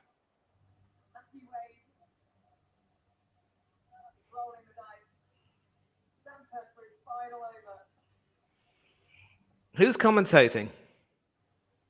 Uh, it's a girl or woman. I don't know. Can you hear it? Yeah, I still can. 3 for 19 for Okay. Zampa. Wait, let I me mean, 19 just. from 3 overs, rather. And the first ball is played all the way to, they run for 2. And I don't know if Gulbadin has made it. I think the Aussies are jubilant. They think they've got their man. Excellent throw that from Glenn Maxwell. And if Yeah. they and if Gulbadin is short, then that could be a big loss because he has played magnificently. Belated decision to take the second, and I think Gulbadin might be. I don't know if he's walking off as of yet, but the decision Yeah, is, of he course, is. He pending. is. Yeah, he's gone. Yep, he's gone. He Uh, slept. He slept. He slept. That's one. Yeah, I think he knew when he got back to the bowler's end that he was in trouble. So, an excellent innings of 39 comes to an end. He deserved a half century, but that could bring the next batsman in, who could certainly do some damage. 2 sixes and 3 fours took Hazelwood. He didn't take Hazelwood to the cleaners, but he certainly got to Kane, Richardson, and Zampa earlier on. So the next batsman in will have a bit of work to do, and we still need about 10 runs to make sure that our net run rate is safe. So I'm not conceivably hoping for an James Afghanistan Fox. win, but as an England fan, I've been delighted with the way Afghanistan have batted. I watch games on Fox cricket stream. Yeah, Fox are usually good with the cricket streams. Usually. And it is the captain, Mohammad Nabi, who's promoted himself. He was, of course, expected to come in after Najib Zadran and maybe even another batsman by the name of Yeah, Darwish. it usually comes in at 7 or 8. Yeah, but now he's brought himself on. Ibrahim is on And it strike. will be another wicket. Yep. An Another attempted one. slog over there, and Zampa has his first wicket in his last over. So just when you think you've Now, seen off Adam Zampa, he comes back and pretty much gets a few wickets in. So, and now it is in fact Darwish Rasuli who will be coming to bat. He will join his captain. So there are two new batsmen at the oh, crease. maybe they still have it. Hmm. Maybe Australia still have it in hand. They could, they could, but crucially, of course, Afghanistan are 99 for 4. They just need another 6 runs. No, I mean 8 runs to make sure that Australia can't catch England. So thankfully, now that I know the target that would suit England just fine, I know that all England have to do is just beat Sri Lanka and we'll be home and dry. Yeah, Australia should yeah. win this match now with a few batsmen coming in. I believe it is Najib Zadran who'll be coming in to face the third ball of. It's not. No, it's not Zadran. It looks like it's Darwish Rasuli who'll be coming in.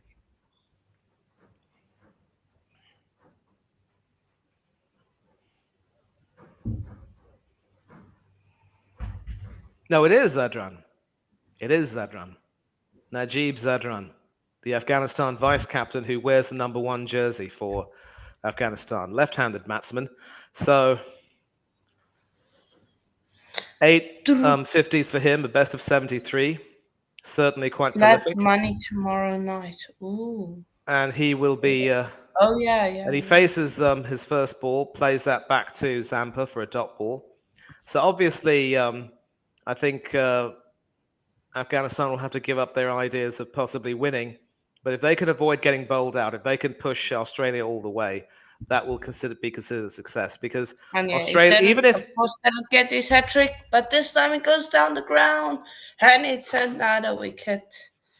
a And stupid shot to play under the circumstances, he had just come in, second ball duck, and Zampa's causing some carnage right now.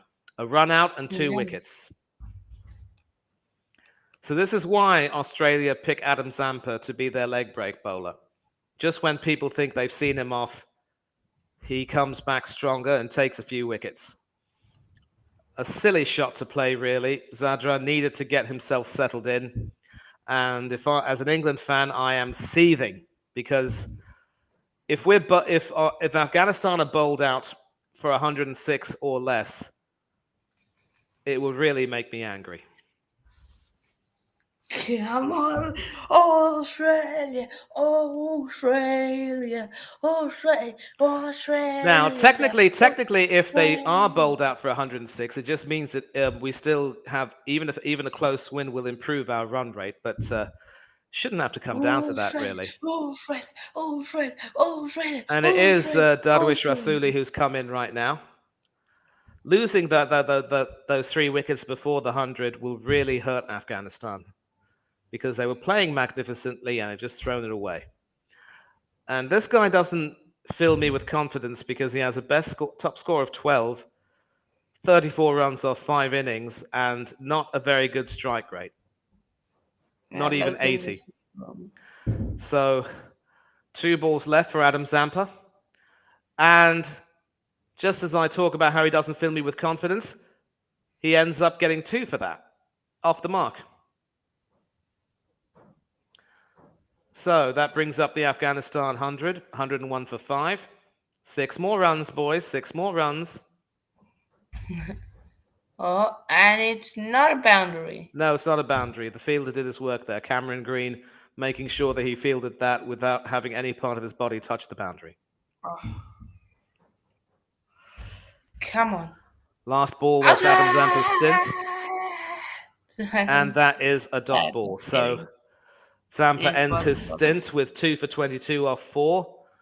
Carnage that, and Afghanistan are 101 for 5. Ah, yeah, Logan vs Roman. That's is it a pay-per-view? Ooh, it's a pay-per-view. Ooh, no, maybe. But yeah, JPT, aka the Airtime Podcast. Uh, do you Mm, do you money with ads of save over? No. No Fox advertisements, no advertisements. So no. not quite a team hat trick, but 3 wickets with the score of 99. I think that's broken Afghanistan's back. Even with Mohamed Nabi at the crease, I don't see them overhauling the Yeah. total. 68 off 36 is Please. far too big a Come target. on, Australia. Come And on, now, Jose Sewell. and now Hazelwood is back into the attack.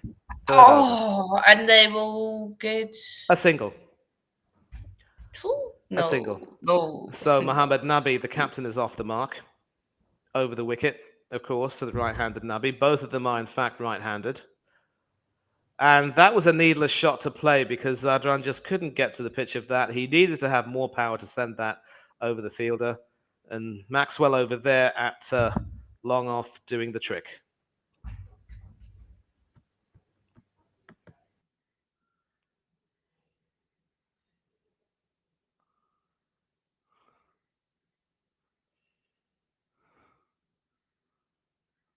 Nicely played through the offside. That will go to deep cover, and they will once again get a single. So 103 for 5. 4 more runs, and Australia will now have to sweat over the Sri Lankan game. Then Wolf, I think it's channel or stream you are watching. In South Africa, I use Super Sport. Based over here in India, I'm watching it on the Star Sports Network. It would be on Sky back in the UK. Third ball. And that is guided over the onside. Does it find the fielder? Okay. Yes, it does. So the captain's short stay at the crease is at an end. And every wicket taken will be cheered by the Aussies because they know that they are closer and closer to overhauling England's net run rate. But not by very much, mind you. Trying to guide that, but only finding the square leg fielder. David Warner doing his bit. And so Josh guess you Hazelwood hate has his wicket. ESPN then, because they only have ads. 2 balls, 1 run. Not a happy return for the Afghanistan captain. And Australia staring down the barrel at 103 for 6. Opami. Oh. So yeah.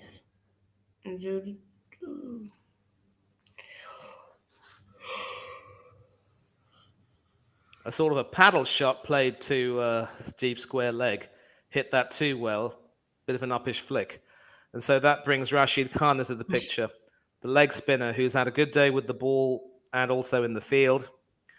Can he get the 4 runs needed to make Australia sweat over the England-Sri Lanka game? Because again, I'm going to be honest, a best of 33, strike rate of 119. Why wasn't he promoted up the order instead of Darwish? Trying to get off the mark straight to point fielder. Hit a little bit too well and found the fielder. Yeah. Wolf, if Logan wins, I will never watch wrestling again. If Logan wins, that's a disgrace, you know, because that's an absolute farce. Right. And the run rate has now increased to over 12 and over. And I think very soon we will be going into the Afghan tail. So we are in the Afghan tail already because Rashid Khan is at the crease. And that is well played through the offside. Will they run for 2? Yes, they will. Yes. So 105 for 6. 2 more runs and England can relax. And once again, as a recap, the reason why I say 2 more runs is because in order to make sure that Australia will overhaul England's net run rate, they need to beat Afghanistan by 62 runs or more. So having scored 168, they needed to dismiss Afghanistan for 106 or less. But with Afghanistan now on 105 for 6, if they get to 107, Australia will not overhaul England's net run rate. Come on. Imagine if they lose like 3 wickets. Wait, short run maybe? Is there a short run? Ooh. Nope. No. I don't even know why that was even a consideration. No. because obviously his body was outside the crease, but the bat was well grounded, so they did what they had to do. And I think Jonathan Trott, Wait, will they give it? I yeah, think they're giving it. I think maybe they're giving the short run. No, so no, it's yeah, been overturned. yeah. So it's still 2 runs to Afghanistan, and England can breathe. Last ball of Hazelwood's over, and that is sort And of they will swatted. run for two. Nope, they are going to stick to one because the fielder Imagine they has lose a quite all strong four of arm. their wickets. Imagine they lose all four of their wickets right now. And then on the last one, it's a run out. The last wicket, it's a run out. Because as soon as you think England are clear, then there's a run out. Just imagine. Just imagine.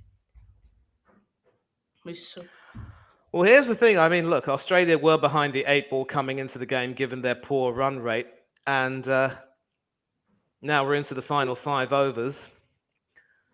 They were excellent during the power play, but during the middle overs, they were sort of pegged back. 59 for 4, with Zampa taking 2 wickets. Gulbadin certainly looked really good, as did Gurbaz, but none of the other batsmen were able to contribute much. Kane Williamson. And that is over the ground. Will that go for to the four. boundary? No. No, it doesn't. But with Not that, Kane Williamson. It's Kane something Richardson, else. Richardson. Richardson. Thank you very much for correcting me. That was a Freudian slip. It is Kane Richardson back into the attack, and he concedes a Imagine double. Kane And Williamson with and bowling. with that and with that double, England are home and dry. They just need to beat Sri Lanka. I mean, as I said, I wasn't expecting Afghanistan to win this game anyway. But the big target was to make sure that they would avoid having to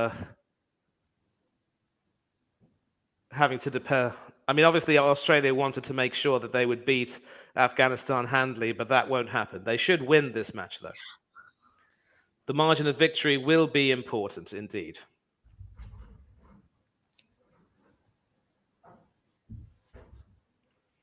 And they certainly would not want to let Afghanistan get to their full quota of 20 overs.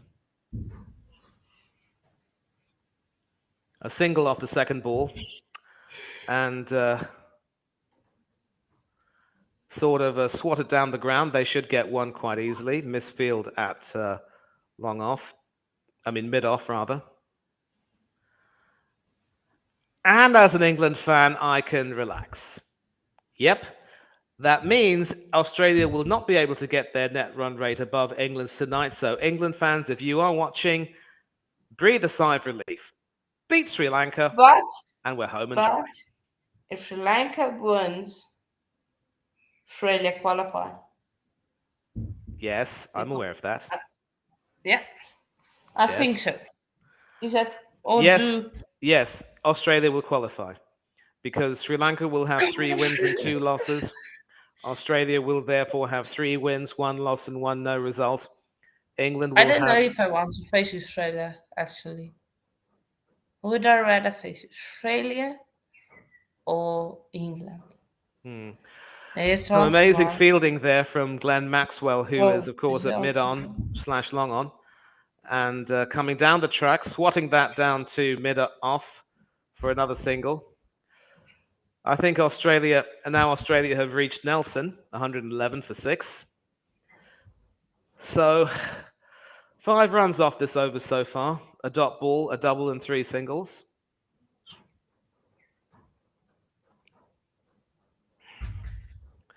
.58 from 25. I think they've sensed that they can't win, or maybe can they? I'm not too sure. Played through the offside, and Afghanistan get a single. So 112 for 6. Now Afghanistan just needs to swing. Swing, swing, swing. They need exactly six no, sorry, 10 sixes. Then they through. 10 sixes and they win. Easy. 15 Easy. fours and they win. 14 fours and they tie. No, just keep, just tell them 10 sixes. They can have about 14 dot balls.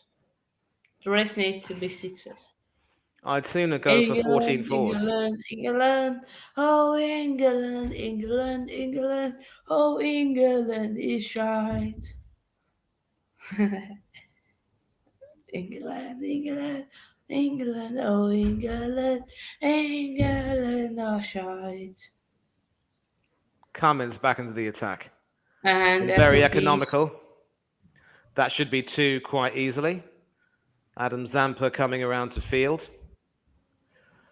So,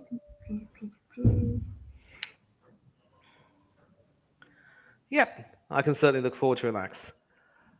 So, I think some people are quite confident about England making the semi-finals, but people have forgotten they need to beat Sri Lanka. But Sri Lanka obviously had to come through the qualifiers to get to the Super 12, and they never really looked convincing in this entire group stage, aside from their wins over Afghanistan and Ireland. So it wouldn't really be fair if Sri Lanka were to go through, especially since England looked outstanding against New Zealand, and certainly against Sri Lanka. I believe, was that match washed out? I think it might have been. yeah. 3 runs so far off these first two balls.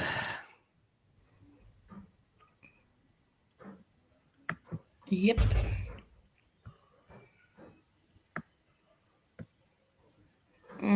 I just want to see how the table looks. If Sri Lanka, what the Sri Lanka need to do. So Lanka's net run rate is very bad. But if Australia wins, they go on 7 points. Sri Lanka can't qualify. Yeah, Papa. Right, so a dot ball over there, hoping for a single to mid-on, but they weren't going to chance Glenn Maxwell's arm. And yep, certainly a throw back at the stumps, and had that hit, the non-striker would have been in trouble. And Maxwell knows how close he was. And that is paddled all the way up, and there's no fielder there. It'll nestle before David Warner, and they take a single. So 116 for 6. I believe ESPN Cricinfo has spoken about.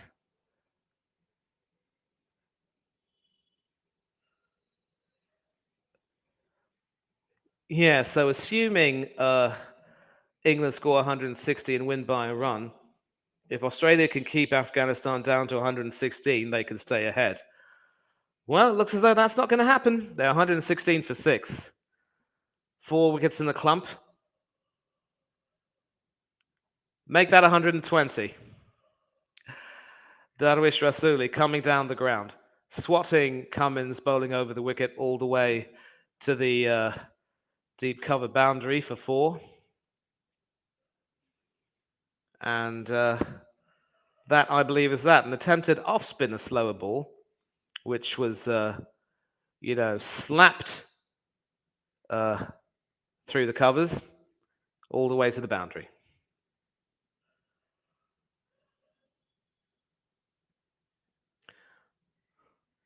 Swing and a miss, and Afghanistan need 49 runs from 3 overs.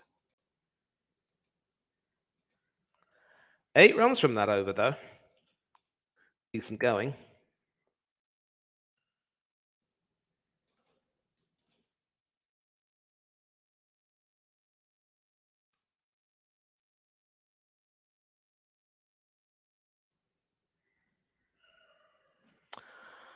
So 3 overs left. Should be over in the next 10 or 15 minutes.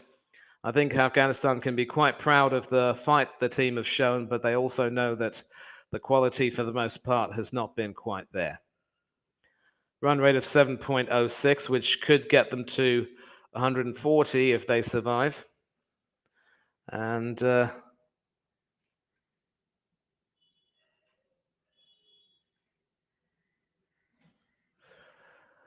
looks as though Darwish has opted for a new cricket bat.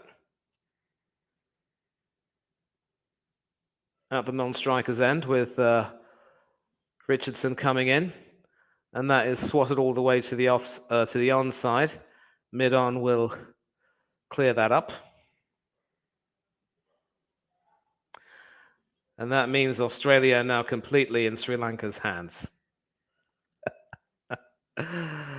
Well, you tried. You tried.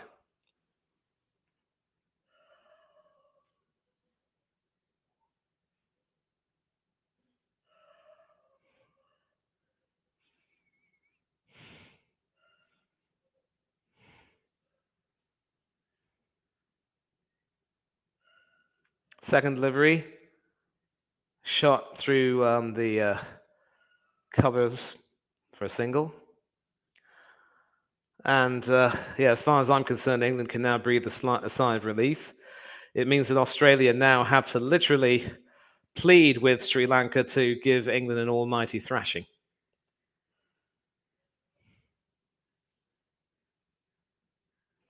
And I seriously don't see that happening. Third ball.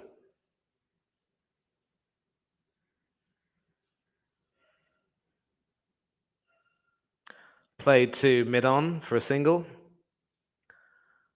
And you could say the match has lost a little bit of its intrigue now with the mini targets having been achieved, as far as England are concerned. And of course, England can thank their former batsman, Jonathan Trott, who is, in fact, coaching Afghanistan. England destiny is in their own hands. Win and go through to the semi-finals. Lose and home you go. And that is high in the air. Does that find the fielder? Nope. They will stop it from going for 4. In fact, they end up only running 1.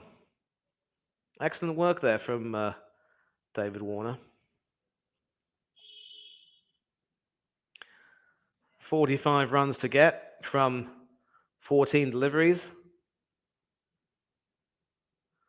Sort of passed it in a way to Mitchell Marsh, who ended up sending a bullet throw back. And that is a big hit. That clears the boundary. So a little bit of intrigue, not quite over yet.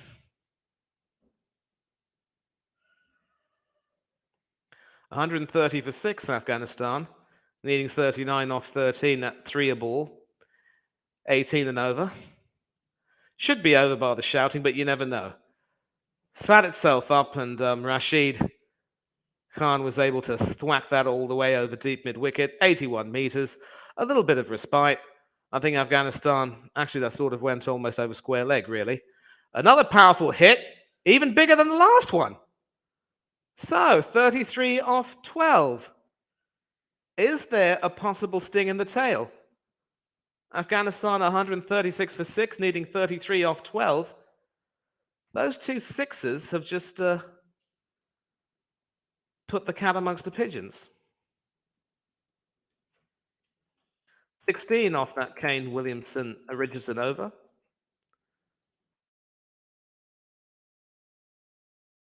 It can't be. I don't think so.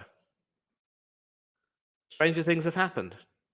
Stranger things have happened. So the last 2 overs, you will be in my company until Hanno Trollope comes back. And some rather powerful cheering from the Afghanistan fans who know that their team have put up a magnificent fight so far. Certainly ensured that Australia would not get the comfortable victory they wanted. And so after a difficult tournament with a difficult start, with things not getting better, Australia now have to depend on Sri Lanka helping them out.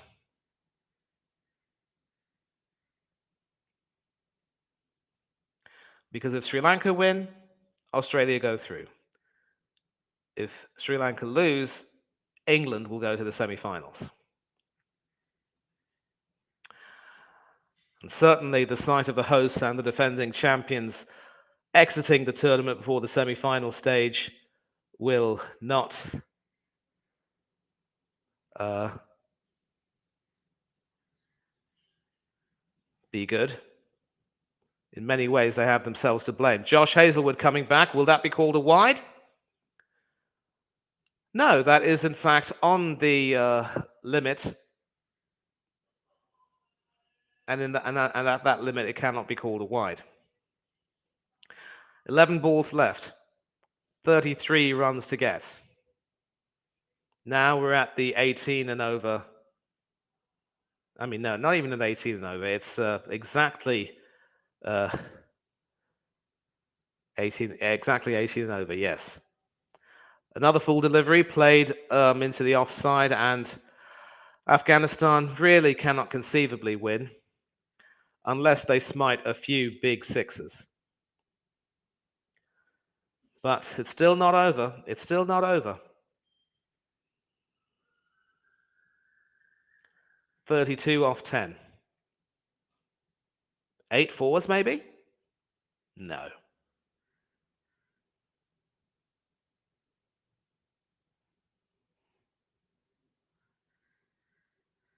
Swing and a miss inside the line. This is really good bowling from Hazelwood, who's able to entice the batsman to play. And I think Gulbadin sitting over there in the dugout will be wondering, what if he hadn't gotten himself run out? I was never going to conceivably go for anything other than an Australian win, but certainly the big win they wanted has not materialized. Maybe a winning margin of 30 could be at least respectable, but they're so far struggling to bowl out the Afghans. That is high in the air. It doesn't have the distance, or does it? Yes, it does. All the way over deep mid-wicket for 6. And so this is not over. It is not over. It is not over. 26 from 8. 26 from 8. That's the equation. Rashid Khan batting. A sort of a cross-bat, unorthodox shot, 72 meters over deep mid-wicket. Wow. Swing and a miss. This time it could very well be over. And Rashid Khan is disgusted with himself because he knows that he could have gotten something. And I think Afghanistan can be very proud of the way they performed. 143 for 6. Some very glum-looking faces in the Australian dugout. They know they should get the win, but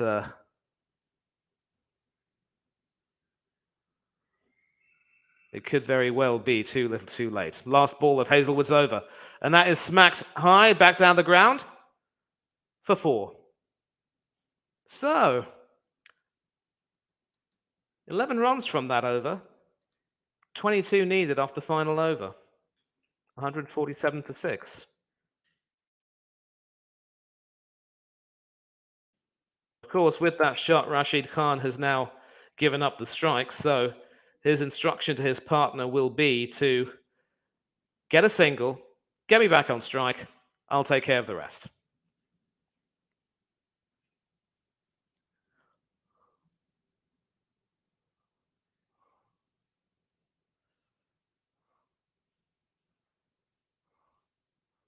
Some last-minute instructions to Darwish Rasuli. A brilliant hand of 32 off 17. Afghanistan getting to 150 under the circumstances would be simply magnificent. One of their greatest moments in their cricketing history.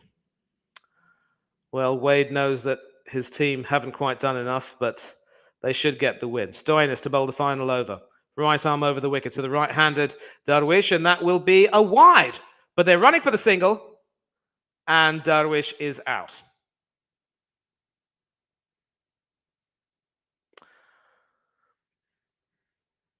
Well, I mean, they've signaled for the third umpire, but I think Rasuli knew that he had to go, get to the non-striker's end as soon as possible. The wide has certainly helped with the adding an extra run to the total. Now, of course, with the batsman having crossed, it means that Rasuli is in fact out, but Rashid Khan will be on strike.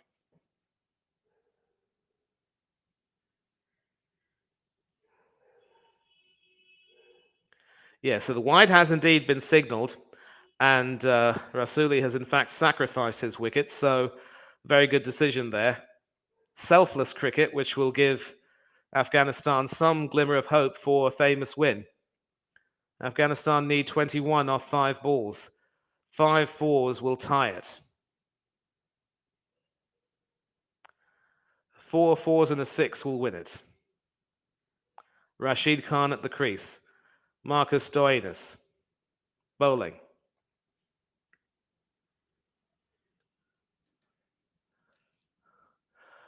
Yep.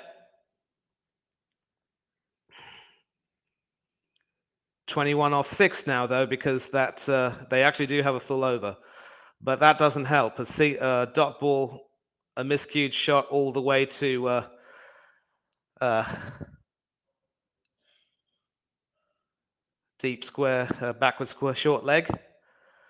And Rashid Khan opts against taking the single. So it is now 21 off 5, because, of course, that earlier delivery wasn't counted, the wide. What does Rashid Khan do?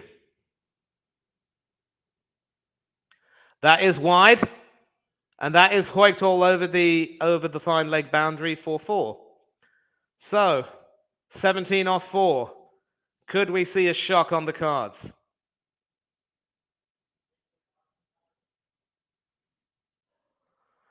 This is turning out to be quite embarrassing for Australia.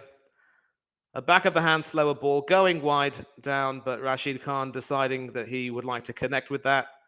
And if he messes up his lines, he could be in trouble, Stoinis. Straight to the fielder, not even attempting to run for 2. So 17 off 3. And it is Naveen ul Haq who has come, and you can see the Afghanistan fans praying because they know that it is, at least in theory, within their grasp.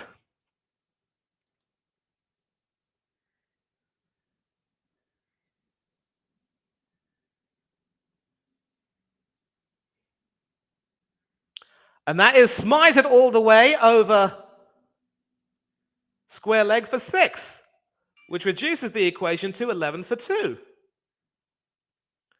So I don't know what to make of it. Australia are in the mud, Chelsea fan. They should pull out the win, but it is looking more and more ominous for Australia. And I will say this right now. If they're struggling that badly to beat Afghanistan, they don't deserve to be in the semi-finals. I'm sorry. This is just awful stuff. 83 meters over mid-wicket. 158 for 7. 11 runs needed to win. What does Stoinis do? Well, that's high in the air. There should be a fielder under that. No, but that actually falls safe. So did the batsman decide to run for 2? Yes, they did. Which means that Rashid Khan will still be on strike. But 160 for 7. What a performance this has been from Afghanistan. Of course, if Stoinis were to bowl a no ball, it could make things very interesting indeed. But here's the thing. I think Afghanistan will look back at the clump of wickets they lost in the middle overs when Adam Zampa was bowling and realize that they were just so close. 9 off 1 ball. And that is high in the air. Will that be caught? Nope, that goes all the way for 4. So, an almighty run chase. One of the greatest chase attempts in Afghanistan's history. A 4-1 win. Afghanistan can be very proud of themselves. As for Australia, they are literally in the mud. Yeah, they are. They are almost so close to win for Afghanistan. So close, but at the end, they won. So, yeah, Money, who's your man of the match? I'm going to go for someone from the losing team. I'm sorry, but this is Rashid just this. Khan. Yeah, definitely Rashid Khan. Rashid Same, Khan. same, same. Um, And it will be interesting to see who is voted player of the match because there have been some. Yeah, 48 not out of 23 balls, strike rate of 208, very close to a 50. Had that last ball gone for six, he would have gotten his century, but that wouldn't have mattered to him. I would have been tempted to point to Glenn Maxwell, who scored wa- 54, was an amazing in the undefeated, field. Yeah. yeah, undefeated 54, and he didn't bowl, but he was excellent in the field. But no, I'm going to give it to Rashid Khan. I'm sorry. It has to go to Rashid Khan. Naveen ul Haq was also impressive with the ball. It will be interesting to see, but the Australians have no right to celebrate their win. And they've pretty much shown that they are nowhere near the level required to earn a spot in the semi finals. Yeah. Disgraceful. Disgraceful. Money. Just Money is fuming. disgraceful. I mean, don't get me wrong. I'm happy for England because look, we just needed Afghanistan to get to the target needed to make sure that we could just win without having to worry about overhauling Australia's net run rate. They're not going to catch us, but I would never have expected them to struggle to defeat Afghanistan the way they did. I do take people's point that in 2020 cricket, fortunes can swing one way or another. But seriously, this is awful. And Yeah. I mean, if Stoinis had in fact bowled a no ball or an extra, I mean, it could have been a different story. Stoinis, in Yep. fact, bowled 2 overs for 26, quite expensive. For a wicket for 48 for Richardson from his 4 overs, quite expensive. Zampa did a good job with 2 for 22, quite economical. But Cummins and Hazelwood didn't really have that much in terms of incision, and Hazelwood's wickets were really only from the batsmen giving their wickets away. And Afghanistan will look back at that period when Zampa was bowling and realize that those 3 wickets they lost, the run out and those 2 wickets, would have cost them a magnificent, magnificent win. But my goodness, my goodness, my goodness. I mean, I'd like to say that my breath is taken away. In a way, it is, but I have never Yeah. seen this Australian team perform so poorly against Afghanistan. Glenn And Maxwell is player of the match. no, I don't want to listen to him speak. Shameful. Shameful. Just Money shameful. is rattled. But yeah, this has been a good stream. Wrap yourself, Charles Van. He says, good stream. People, see you next time. Bye. Yeah, bye, Yeah. Charles Van. See you. Bye, And everyone. ICC player of the match, Glenn Maxwell. Oh, it was between him and Rashid Khan. And many people will be like, how did Rashid Khan not get it? But hey, he got it. Fair enough to him. Money, I know you need to go to work very, very soon. Well, I could So, actually stay. I could stay on for another 5 or 10 minutes and give you some thoughts, and yeah, then I'll leave in 10 minutes. But but what yeah. can I say? That was just it was pathetic from Yeah, Australia. But credit to I just want Afghanistan. to see what time does the England match start, and if there's any footy over it. So it starts at 10. Any footy? Let's see. No. Oh, no footy. So, money, if you're up for it and you Oh, don't I'm going want to to be up listen for it. to I'm going to be up any. for it. I want to Okay. watch England cream Sri Lanka and prove why they are Sri more Lanka, worthy Sri of Lanka, Sri being Lanka, in the Sri semi-finals. Lanka, Sri Lanka, Sri Lanka, Sri Lanka, Sri Lanka. Oh, we are my Sri Lanka. Okay, that's my piece. beating Yeah, Afghanistan by 4 runs. then we will have Shameful. then in 4 overs conceding almost 60 runs. Jeez, that's what 45 of 20 balls. How don't you give him the man of the match? That uh, that's disgraceful, by the way. Yeah, Well, I whatever. suppose they just had to But give yeah, it to the. They just had to give it to Australia, someone from the winning team. What can you do? yeah, Australia, they are through as it stands. But England just need to make sure they can win by the finest of margins. They can win with a super over. They can even win with a no ball. They can even win with a white ball. As long as they win, England go through. If they don't, then there needs to be questions about them, the players, and the management team for England. But we move. So money, if you want to, you can do of course a watch long to the game. And it's up to you because I don't know if you want to enjoy some the commentary. Um, I will uh, do a watch along. This is going to be okay, the. This is money. going to be. This is going to be one of the crunch games of this last week of group fixtures. Yeah, and And it will probably be the last watch long of the this last week yes, because I don't think we're going to do one to India versus Zimbabwe unless there's unless Pakistan or South Africa unless there's like a major change in India's lineup, then maybe we'll do it. But no, don't think so. But tomorrow will be the last watch long, and as for today, and there will be a championship show preview. There will be a prem preview, and I'm gonna try and it get out a Liverpool vs Tottenham preview. I'm going to try, but yeah. If not, we might do it on the Saturday. But me and King's Football Show will collab for the Arsenal vs Chelsea preview.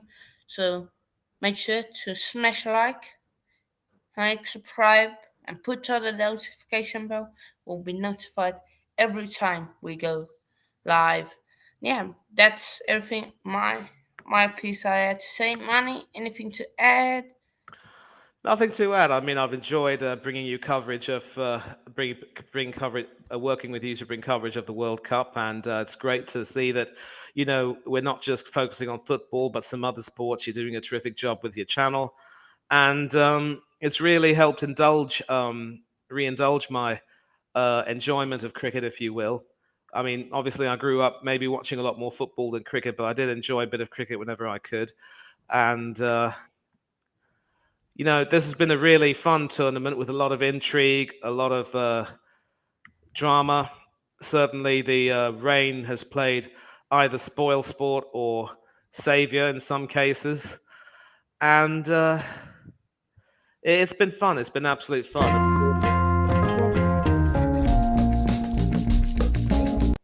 Right? Right? Good.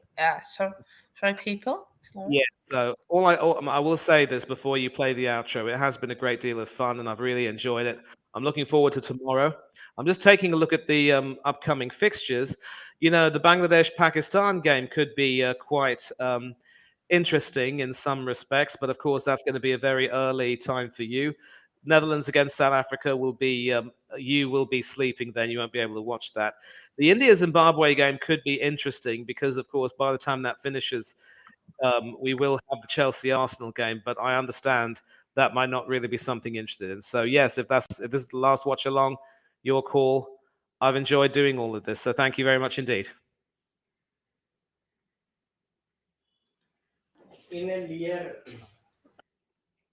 Okay. So, yeah, I think at the moment he's busy, but I will wait for him to come back before he decides to end this stream. And in the time honored manner, it has ended well before I need to get to work. So, job's a good one. I'm happy.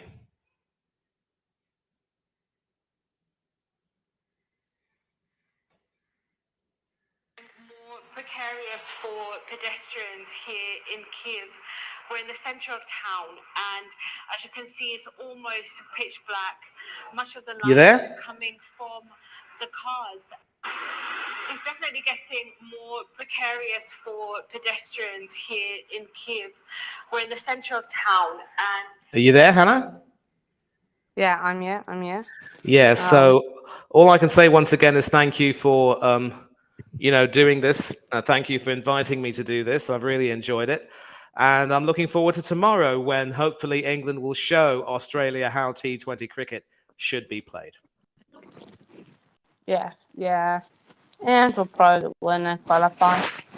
I So yeah, Yeah. but So yeah, well before done. I leave, Yeah, Before I go on. leave, let me just shout out my socials. I want to thank you Yeah, once again.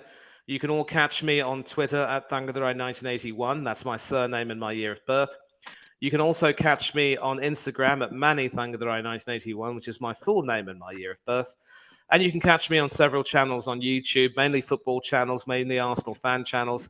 Big up, of course, to Hanno and his coach's corner. Enjoy working with him as always. Big up as well to Oris Talks Football. Enjoy working with him. Del Boy Gunner TV, S. Wheatley TV, Tony Claude Gunner TV, Danny AFC TV.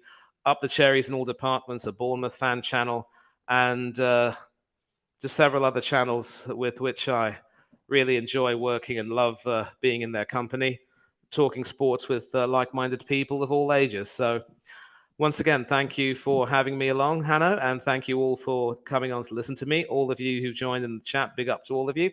Take care of yourselves. Enjoy your Friday. Have a great weekend. And I am out. yeah, that goes for me too. We are out, people. You know my where my Instagram, Twitter, and everything is. So see you all in a bit, people. Cheers.